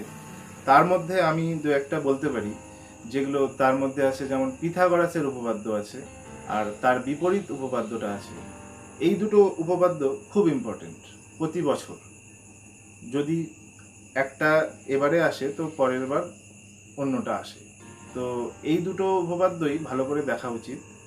আর এটা ছাড়াও কিছু উপপাদ্য আছে যেগুলো আমি তোমাদেরকে বলছি। তার মধ্যে একটা আছে ত্রিভুজের লম্ব সমদ্বিখণ্ডক তিনটি সমবিন্দু। এই উপপাদ্যটা তোমরা ভালো করে করতে পারো, এটা একটা ইম্পর্টেন্ট। তারপর আছে বৃত্তের কোনো বহিস্থ বিন্দু থেকে বৃত্তের ওপর সর্বোচ্চ দুটি স্পর্শক অঙ্কন করা যায়। এই প্রমাণটা উপপাদ্যের তোমরা করতে পারো।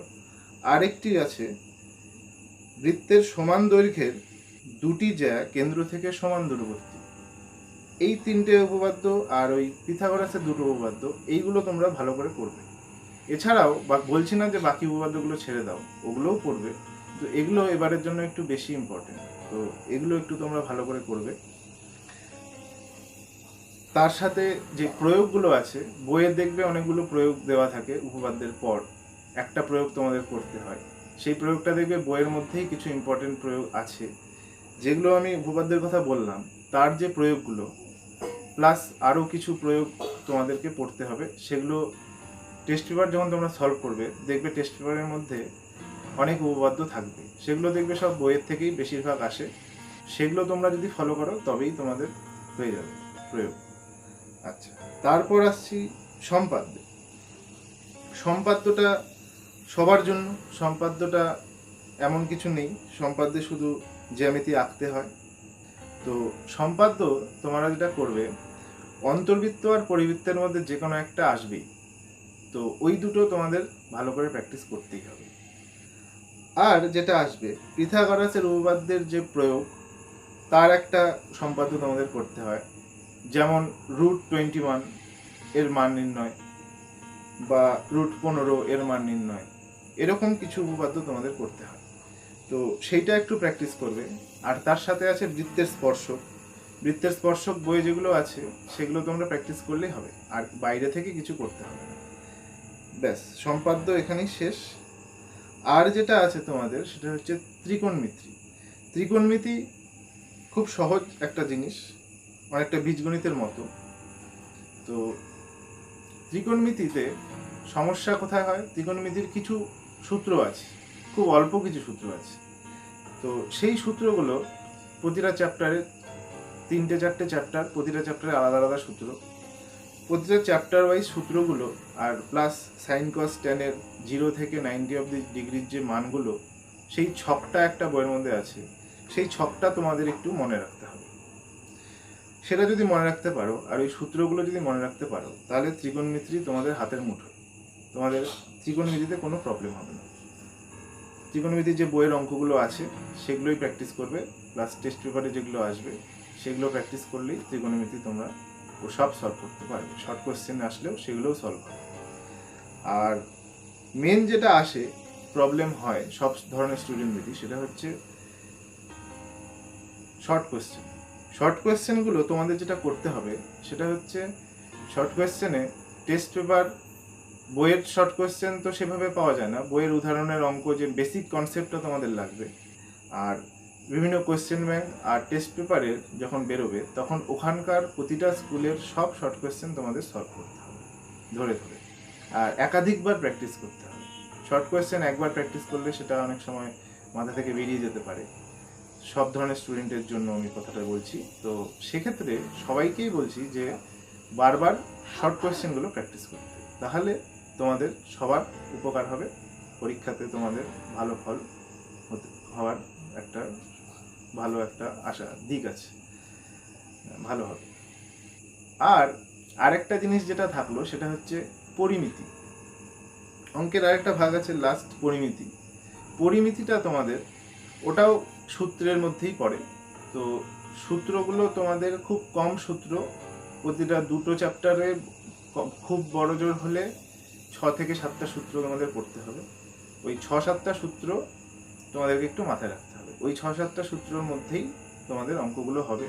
শুধু অঙ্কটা পড়ে চেনাটাই ওখানে আসল, যে কি করতে হচ্ছে, কোন সূত্রে ফেলতে হচ্ছে। কখনো কখনো কম্বাইন অঙ্ক থাকে, যে দুটো চ্যাপ্টার একসাথে মিলে অঙ্ক থাকে। সেক্ষেত্রে বৃত্ত আর চতুর্ভুজ দুটোর সূত্র একসাথে একই অঙ্কে করতে হতে পারে। সেটা যদি একটু ভালো করে প্র্যাকটিস করা থাকে তাহলে তোমাদের কোনো অসুবিধা হবে না। তো এইভাবে তোমরা যেগুলো বললাম সেগুলোকে তোমরা ফলো করে আমার মনে হয় যে অনেক ভালো রেজাল্ট করতে পারো। তো এরপর সবশেষে এটাই বলবো সমস্ত মাধ্যমিক ছাত্রছাত্রীদের, যে অঙ্কটা হলো এমনই একটা বিষয় যেটা অন্যান্য যেমন বাংলা, ইংরেজি বা ভূগোল এগুলোর মতো সাবজেক্ট নয়। এটা শুধু পড়লে বা বই দেখলে হবে না। অঙ্ক ভালো করতে গেলে একমাত্র পথ যে নিজেকে অঙ্ক কষতে হবে। নিজে অঙ্ক কষে যতটা তোমরা প্র্যাকটিস করবে তত তোমাদের ফল ভালো হবে। তো এইভাবে সারা মাধ্যমিক পরীক্ষার এখনো কিছুটা বাকি। তো তোমরা বই প্লাস কোয়েশ্চেন ব্যাংক প্লাস যে টেস্ট পেপার বেরোবে সব কিছু মিলে যদি তোমরা খাতায় ভালো করে অঙ্কগুলো প্র্যাকটিস করো, বারবার প্র্যাকটিস করো, তাহলে তোমাদের মাধ্যমিক পরীক্ষায় সামনে সাফল্য আসবেই।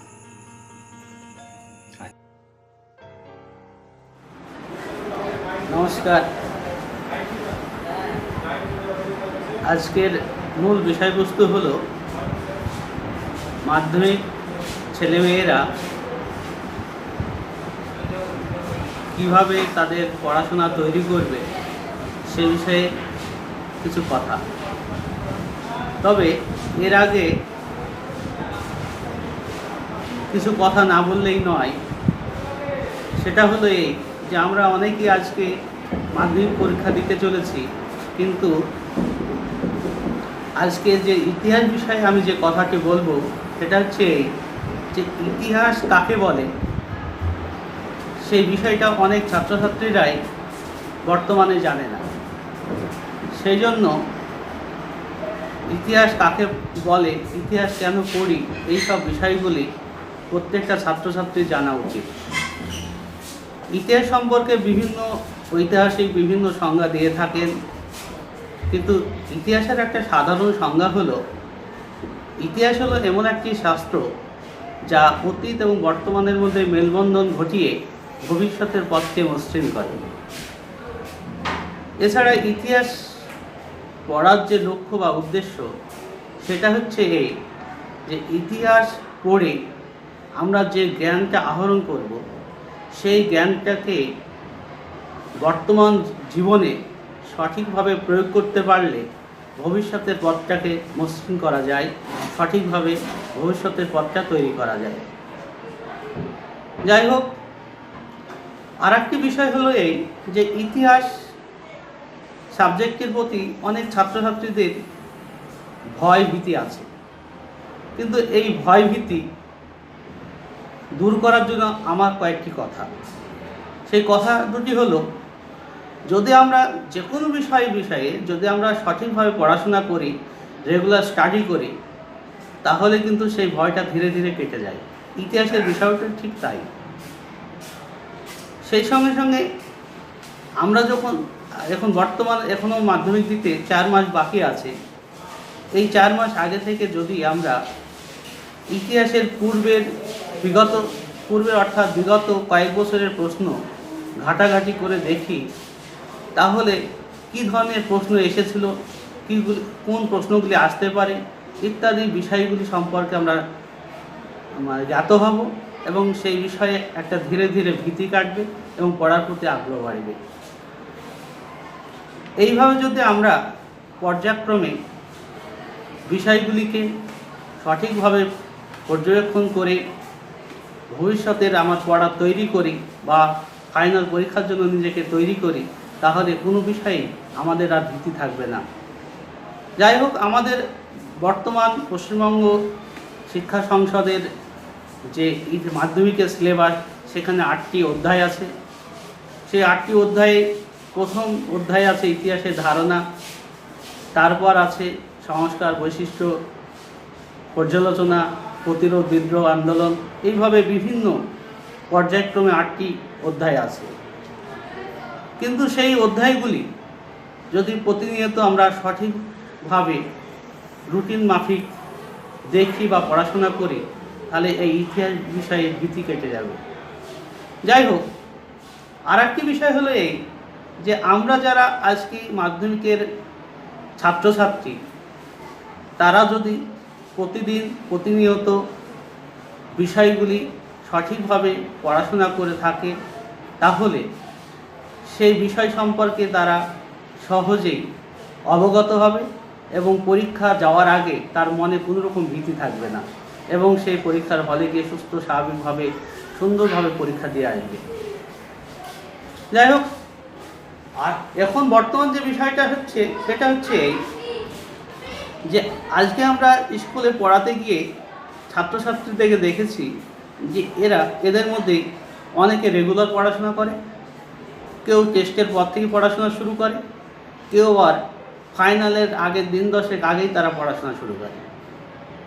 কিন্তু এইভাবে এই ফাইনালের আগে বা টেস্টের আগে এই 2-1 মাস পরে যদি আমরা পরীক্ষার হলে যাই, তাহলে স্বাভাবিকভাবে একটা ভীতি থাকবে এবং ভালো রেজাল্ট করতে পারবে না। তাই ভালো রেজাল্ট করার জন্য আমাদের সর্বাগ্রে যেটা মনে রাখতে হবে সেটা হচ্ছে প্রতিদিনের পড়াটা প্রতিদিন যদি আমরা একটু একটু করে রাখি, তাহলে ফাইনালে পরীক্ষা দেওয়ার সময় আমার মনে আর কোনো ভীতি বা ভয় কোনো বিষয়ই থাকবে না। যাই হোক, এখন যারা প্রতিদিন স্টাডি করে, যারা 85 থেকে 95 নাম্বার পেতে চাও, তাদের উদ্দেশ্যে বলছি, তারা বিগত দিনের প্রশ্নাবলীগুলি সঠিকভাবে পর্যালোচনা করে কোন অধ্যায়ে কোন প্রশ্নগুলি আসতে পারে সে সম্পর্কে একটি জ্ঞান তাদের মধ্যে আয়ত্ত হবে এবং সেই জ্ঞানকে কাজে লাগিয়ে ধীরে ধীরে তারা এই পর্যায়ে ভালো পরীক্ষা দিতে পারবে। তাদের ক্ষেত্রে বলবো যে যারা ভালো 85 থেকে 95% নাম্বার পেতে চাও, তারা প্রথমেই পূর্বের যে প্রস্তুতি আছে সেই প্রস্তুতি অনুযায়ী টেস্টের পর থেকেই তারা প্রতিদিন বাড়িতে বিভিন্ন প্রশ্ন পড়ে সেটাকে লেখার অভ্যাস করতে হবে এবং মাঝে মাঝে গৃহশিক্ষকের কাছে পরীক্ষার ব্যবস্থা করতে হবে। গৃহশিক্ষক না থাকলে বাবা মাকেই বলতে হবে, মা এখানে প্রশ্ন তৈরি করো, আমি এর উত্তর দেব। এইভাবে যদি বাড়ির সঙ্গে সামঞ্জস্য বজায় রেখে পড়াশোনা করে, তারা ভালো রেজাল্ট করবে। পাশাপাশি পরীক্ষার হলে গিয়ে অনেকের মনে ভয় ভীতি থাকে, কোন প্রশ্নটা করব কোনটা করব না ইত্যাদি। এই সিলেকশনের বিষয়টা একটা ভাইটাল ব্যাপার। পরীক্ষার হলে গিয়ে যে প্রশ্নগুলি করবে সেইগুলি আগে একটা নীল কালি দিয়ে সেগুলি পয়েন্ট আউট করে নিলে, তারপর শর্ট 1 নম্বরের প্রশ্নগুলি করলে, 2 নম্বরে করলে, 3 নম্বরে যখন করতে যাবে 4-এর প্রশ্নগুলি, সেই 4 নম্বরে একটা সূচনা বা ভূমিকা দিয়ে 4টি পয়েন্টে মূল বিষয়টাকে লিখতে হবে। প্রশ্নের পত্রে লেখা থাকে যে স্মৃতিকথা কাকে বলে, স্মৃতিকথার প্রভাব কী। তাহলে এখানে আমাকে মনে রাখতে হবে সংজ্ঞাটাই প্রায় 2 আর প্রভাবটা 2। তাহলে আমাকে সংজ্ঞায় দিতে হবে 2 নম্বরে, আর প্রভাবের জন্য আমাকে ম্যাক্সিমাম 3টি পয়েন্ট লিখতে হবে এবং সেই 3টি পয়েন্টের মধ্যেই এমনভাবে লিখতে হবে যাতে 6টা পয়েন্ট তার মধ্যে বিষয়টা প্রবেশ করা যায়। এইভাবে যদি আমরা 2টি বা 3টি পয়েন্টের মধ্যে সমস্ত বিষয়গুলি সঠিকভাবে পুশ করতে পারি বা ইনভলভ করতে পারি, তাহলে আমরা সেটার নাম্বারটা ভালো পাবো। পাশাপাশি আমি যে পয়েন্টগুলি লিখব সেগুলি একটা আদার্স কালার বা সবুজ বা নীল বা কালো, যে পেনে আমি পরীক্ষা দিচ্ছি তার অন্য কালার দিয়ে সেটাকে আন্ডারলাইন করে দিলে খুব ভালো হয়। এইভাবে আমরা যদি 6টা প্রশ্ন সঠিকভাবে আমরা উত্তর দিতে পারি, তাহলে কিন্তু আমার ভালো রেজাল্ট হবে। অনেক ক্ষেত্রে দেখা যায় যে আমার 6টা প্রশ্নের উত্তর দিতে হবে, 5টা পাচ্ছি, সেই সময় আমি একটা নার্ভাস ফিল করছি। ওখানে নার্ভাস ফিল করার কোনো প্রয়োজনীয়তা নেই। তুমি যে 5টা পাচ্ছ সেই 5টা সঠিক উত্তর দাও। তাই 6 নম্বর প্রশ্নটা, তোমার এই 6 নম্বর প্রশ্নটাই হয়তো দেখা যাচ্ছে 2-এ আছে সেই শর্টটা, সেই 2-এর যেটুকু প্রশ্ন সেইটা লিখে মনের যে একটা ধারণা আছে, সেই ধারণা নিয়েই তুমি যদি এই প্রশ্নের উত্তর দাও, দেখবে তোমাদের 6টাই কমপ্লিট হয়ে গেছে। এরপরে যেমন 8 নম্বরের প্রশ্নে হাত দেবে, 3টি থাকবে, তার মধ্যে একটা করতে হবে। সেখানে দেখবে নাম্বার বিভাজন কিভাবে আছে। 3টি যদি কমন থাকে, নাম্বার বিভাজন যদি সেটাকে সুন্দরভাবে ভাগ করা থাকে, তাহলে যেটাই বেশি ভাগ আছে বিভাজন, সেটাই তুমি হাত দেবে, তাহলে কিন্তু নাম্বারটা পুরো পাওয়ার একটা সম্ভাবনা থাকবে। এইভাবে যদি আমরা পর্যায়ক্রমে, যে প্রথমে প্রতিদিনের পড়া প্রতিদিন, তারপরে সেই প্রশ্নগুলি সঠিকভাবে লেখা প্র্যাকটিস করতে হবে। কারণ কথাটা হচ্ছে লেখাপড়া, নট পড়া লেখা। তা প্রশ্ন উত্তর লিখতে হবে, লিখে তার উত্তর প্রতিদিন করতে হবে। এইভাবে যদি প্রতিদিন লেখার পরে পড়াশোনা করা হয়, লেখার অভ্যাসটা ভালো থাকে, বেশি বেশি করে করা হয়, তাহলে যে কোনো বিষয়েই আমাদের একটা অন্তর্মনন সৃষ্টি হয়, যেটা আমি চোখে না দেখলেও মন সেটার উত্তর দিয়ে দেয়। এইভাবে যদি আমরা আঙুলের চোখ করতে পারি, লেখার অভ্যাসে, লিখতে লিখতে যার অভ্যাসে পরিণত হবে, এইভাবে কিন্তু আমরা এগুলি ভালো রেজাল্ট করতে পারবো। আর যারা কম পড়াশোনা করে, টেস্টের পর কোনো রকম পড়বে, তাদের একটা মোটামুটি একটা সাজেশন টাইপের স্যারদের কাছে নেবে। সেই স্যারদের সাজেশন মতো কোন প্রশ্নগুলি বেশি ইম্পর্টেন্ট, সেই প্রশ্নগুলি বারবার লিখতে হবে এবং লেখার পাশাপাশি সেগুলিকে মুখস্থ করতে হবে। মুখস্থ করার পর সেটা বন্ধুদের মধ্যে যদি গ্রুপ স্টাডি করা যায়, তাহলে কিন্তু তাদের খুব সহজেই 60 থেকে 70 নাম্বার তারা পাবে। এবং শর্টগুলি যেন সবসময় গ্রুপ স্টাডির মধ্যে পড়াশোনা করা হয় সেদিকেও খেয়াল রাখতে হবে। তাহলে কিন্তু 70 থেকে 80 নম্বর পাওয়া তাদের পক্ষে মোটেই অসুবিধা হবে না। আর যারা পড়াশোনা একদমই ইতিহাসকে ভয় করে বা ইতিহাস পড়তে চায় না, কিন্তু ইতিহাসে তাকে 50 মিনিমাম পেতে হবে, তাদের উদ্দেশ্যে বলছি যে প্রত্যেকটা চ্যাপ্টার ধরে বিগত দিনের প্রশ্নগুলি, শর্টগুলি দেখে 8টা বা 10টা বা 20টা শর্ট সেখানে আসে। এইভাবে যদি 8টা অধ্যায় থেকে 80 থেকে 100টা শর্ট তারা চয়েস করে নেয় মাস্টারদের সহযোগিতায়, তাহলে সেই 100টা শর্টের মধ্যে থেকেই তারা পর্যাপ্ত পরিমাণে শর্ট এর প্রশ্নের কমন পাবে এবং সেই কমন প্রশ্নগুলি তারা উত্তর দেবে। সেই শর্টে সেখান থেকে পর্যাপ্ত নাম্বার হবে। আর যা 4 নম্বরের যে 6টা প্রশ্ন উত্তর করতে হয়, সেখানেও যদি তারা 4টে বা 5টা কমন পায়, তাহলে সেখান থেকে তারা পর্যাপ্ত নাম্বার পাবে। এবং তাদের ক্ষেত্রে একটাই বলবো যে স্মৃতিকথার হয়তো 70 বছর, স্মৃতিকথা কাকে বলে? 70 বছর আত্মজীবনীমূলক গ্রন্থ 70 বছরের প্রভাব আলোচনা করো, বা কারোর জীবনের ঝরা কথা এর প্রভাব আলোচনা করো। এখানে মাথায় রাখতে হবে যে প্রত্যেকটা স্মৃতিকথার প্রভাব কিন্তু প্রায় একই। তার জন্য একটা কমন প্রশ্ন এমনভাবে উত্তর লিখতে হবে যা প্রত্যেকটা ক্ষেত্রেই প্রযোজ্য। যেমন বলছি যে এই স্মৃতিকথা বা আত্মজীবনীমূলক গ্রন্থ থেকে তৎকালীন যুগের সমসাময়িক অবস্থা কেমন ছিল সে সম্পর্কে অনেক তথ্য জানা যায়। তারপর লেখকের নিজের ব্যক্তিগত জীবন সম্পর্কে জানা যায়, তৎকালীন যুগের সমাজ সংস্কৃতি কেমন ছিল সে সম্পর্কে জানা যায়। এই যে 3-4টি প্রভাব বা তার গুরুত্ব বা লক্ষণ পাওয়া যায়, সেটা সব ক্ষেত্রেই স্মৃতিকে বা আত্মজীবনীমূলক গ্রন্থের ক্ষেত্রেই প্রযোজ্য। আবার দেখা যায় যে বিভিন্ন গ্রন্থ আছে, যে গ্রন্থ বিভিন্ন আন্দোলন আছে, সাঁওতাল আন্দোলন, নীল বিদ্রোহ, মহাবিদ্রোহ বা কোল বিদ্রোহ, মুন্ডা বিদ্রোহ, এই বিভিন্ন বিদ্রোহগুলি আছে। এই প্রত্যেকটা বিদ্রোহের পিছনে কিন্তু মূল কারণ হচ্ছে 5টা। সেই 5টা কারণ কি? 1 নম্বর হচ্ছে সামাজিক কারণ, 2 নম্বর হচ্ছে অর্থনৈতিক কারণ, 3 নম্বর হচ্ছে রাজনৈতিক কারণ, 4 নম্বর হচ্ছে ধর্মীয় কারণ, আর একটা প্রত্যক্ষ কারণ থাকে। সামাজিক কারণ মানে হচ্ছে মর্যাদার লড়াই। এখানে দেখতে হবে যে সামাজিক কারণটা কি। কারণ সেই আন্দোলনে যেসব ব্যক্তিবর্গ আন্দোলন করছে তাদের সামাজিক মর্যাদার অভাবজনিত কারণেই তারা আন্দোলনে পা বাড়িয়েছে। অর্থনৈতিক কারণ হচ্ছে পেটের লড়াই, খিদের অভাব। সে পেটে কীভাবে, অর্থাৎ তারা সারা জীবন পরিশ্রম করে ফসল ফলাচ্ছে, অথচ তাদের বাড়িতে ঠিকমতো খাওয়া দাওয়া হচ্ছে না, সরকার সব রাজস্ব স্বরূপ সব কেড়ে দিচ্ছে। এই কারণে তাদের মনে একটা সেই শাসক বিরোধী একটা ক্ষোভ পুঞ্জীভূত হয়, যার বহিঃপ্রকাশ ঘটে ওই আন্দোলনে। এইভাবে রাজনৈতিক কারণ হচ্ছে পদের লড়াই, অর্থাৎ চেয়ারের লড়াই, এটাকে তার মানে। আর ধর্মীয় কারণ, ধর্মীয় ভাবাবেগে কেউ যদি আঘাত করে তাহলে সবচেয়ে বড় আঘাত তারা পায়। এইভাবেই কিন্তু প্রত্যেকটা আন্দোলন সংগঠিত হয়। তাই কোনো একটা আন্দোলন, হয়তো সাঁওতাল বিদ্রোহ পড়ে গেলে তুমি, কিন্তু চলে এলো মুন্ডা বিদ্রোহ বা নীল বিদ্রোহ বা মহাবিদ্রোহ, সেখানে তোমাকে খেয়াল রাখতে হবে এই 5টি কারণ আর সালটা, তাহলে কিন্তু সেই প্রশ্নের সঠিক উত্তর দেওয়া যাবে। এইভাবে আরও কিছু সংস্থা আছে, যেমন আর্য সমাজ, প্রার্থনা সমাজ, ব্রাহ্ম সমাজ ইত্যাদি সমাজ। তা আর্য সমাজ, প্রার্থনা সমাজ, ব্রাহ্ম সমাজ বা আরও যেসব সমাজগুলি আছে, সেই সমাজটা কোন সম্প্রদায়ের সঙ্গে যুক্ত? নিশ্চয়ই এই সমাজগুলি হিন্দু সম্প্রদায়ের সঙ্গে যুক্ত। তাহলে এই সমাজগুলির লক্ষ্য বা উদ্দেশ্য কী হবে?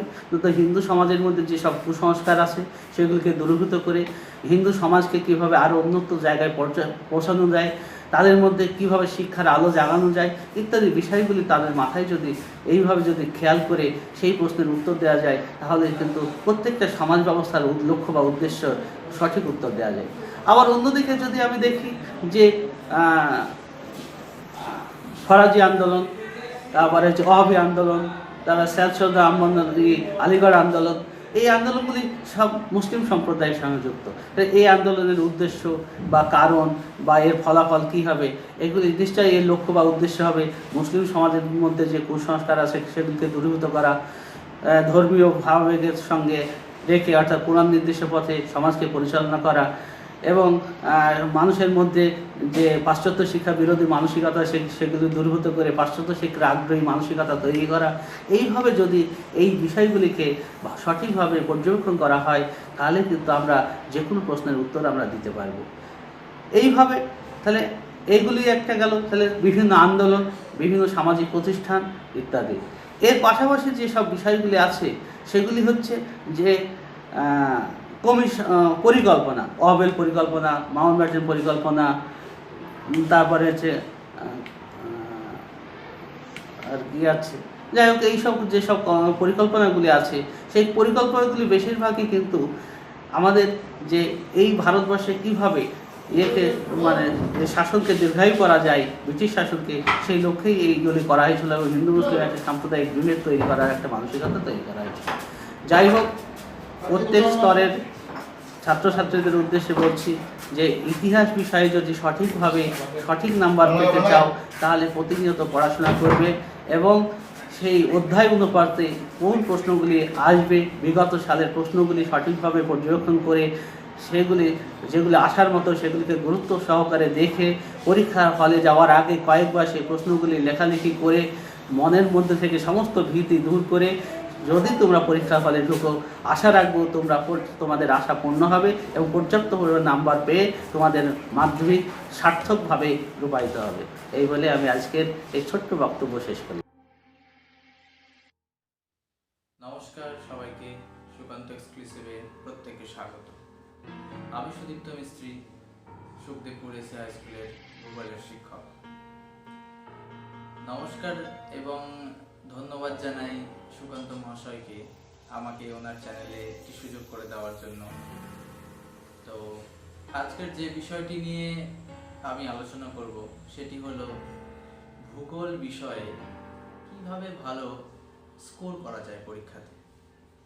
তো এক্ষেত্রে প্রথমেই বলে রাখি, যে কোনো সাবজেক্টে ভালো ফল করার জন্যই অবশ্যই আমাদের হার্ডওয়ার্ক দরকার। হার্ডওয়ার্ক এবং ডেডিকেশন আমাদের অবশ্যই দরকার। হার্ডওয়ার্ক এবং ডেডিকেশন যদি আমাদের না থাকে, তো যে কোনো সাবজেক্টে আমরা ভালো ফল করতে পারবো না। তো এক্ষেত্রে একটি বিষয় বলে রাখার দরকার যে এই যে হার্ডওয়ার্ক এবং ডেডিকেশনের কথা আমি বললাম, এর কোনো বিকল্প হয় না। তো এর পরবর্তীতে যেটি আমি আলোচনা করব সেই বিষয়টি একটি বহুল আলোচিত বিষয়। সেটি হলো যে আমাদের বর্তমান জীবনে প্রত্যেকটি ছাত্র এবং ছাত্রীর নিজস্ব টিউটর আছে, বা আমরা টিউশন যাই, ব্যাচে পড়তে যাই। তো কোনো কোনো সাবজেক্টের উপরে আমাদের দেখা গেলো একাধিক টিচার আছে এবং অনেক ছেলেমেয়েরা আছে যাদের প্রত্যেকটি আলাদা আলাদা বিষয়ের জন্য আলাদা আলাদা শিক্ষক থাকে।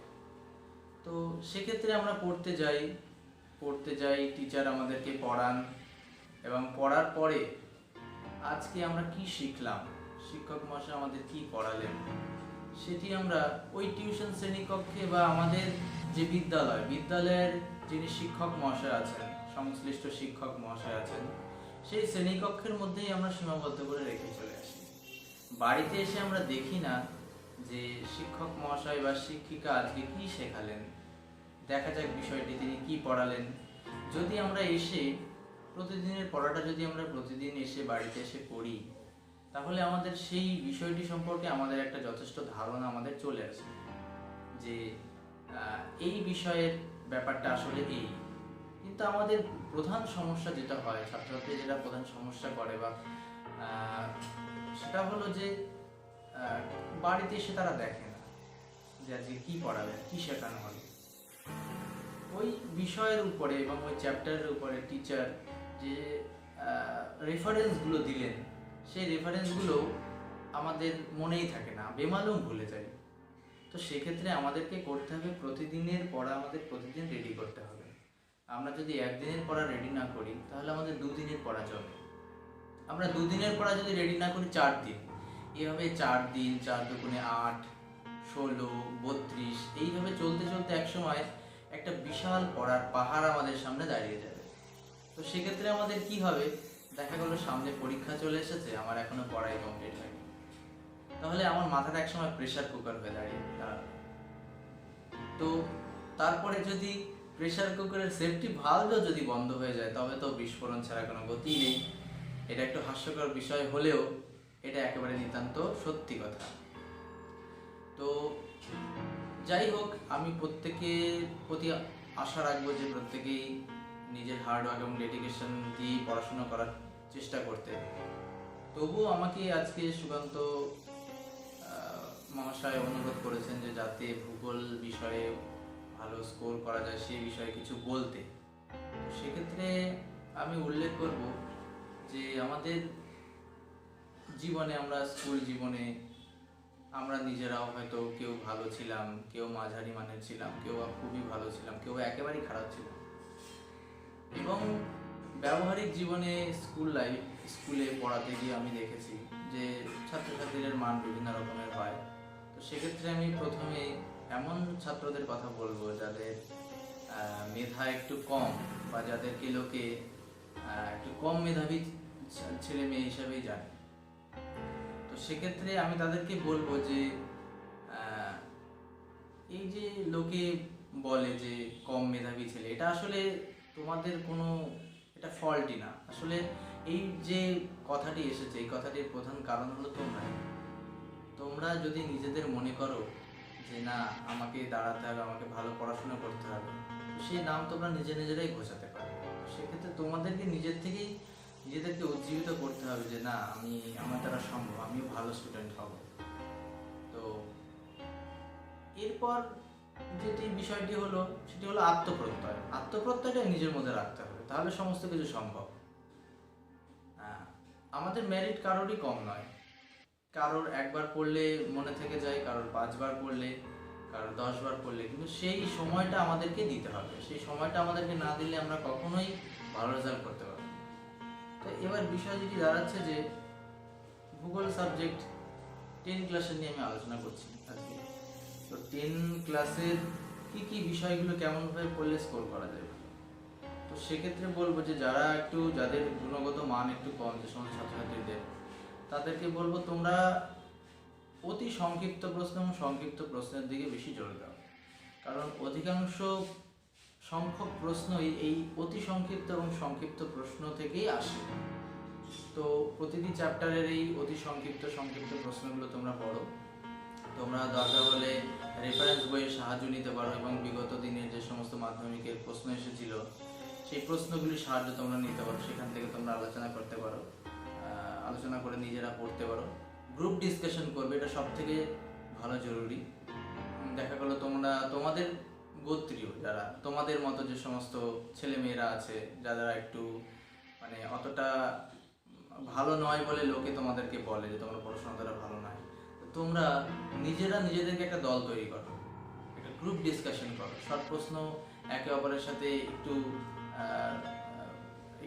ওকে প্রশ্ন করা, তুমি তার উত্তর দিলে, তুমি একটা প্রশ্ন করলো, এইভাবে যদি করো, গ্রুপ ডিসকাশন তো করো, তবে মনে হয় খুব জিনিসটা ভালো হবে। এছাড়া আরও যেটা আছে, অনেকে আবার আছে ভালো ছবি আঁকতে পারো, তো তোমরা ডায়াগ্রামের দিকে খুব ভালো করে নজর দাও।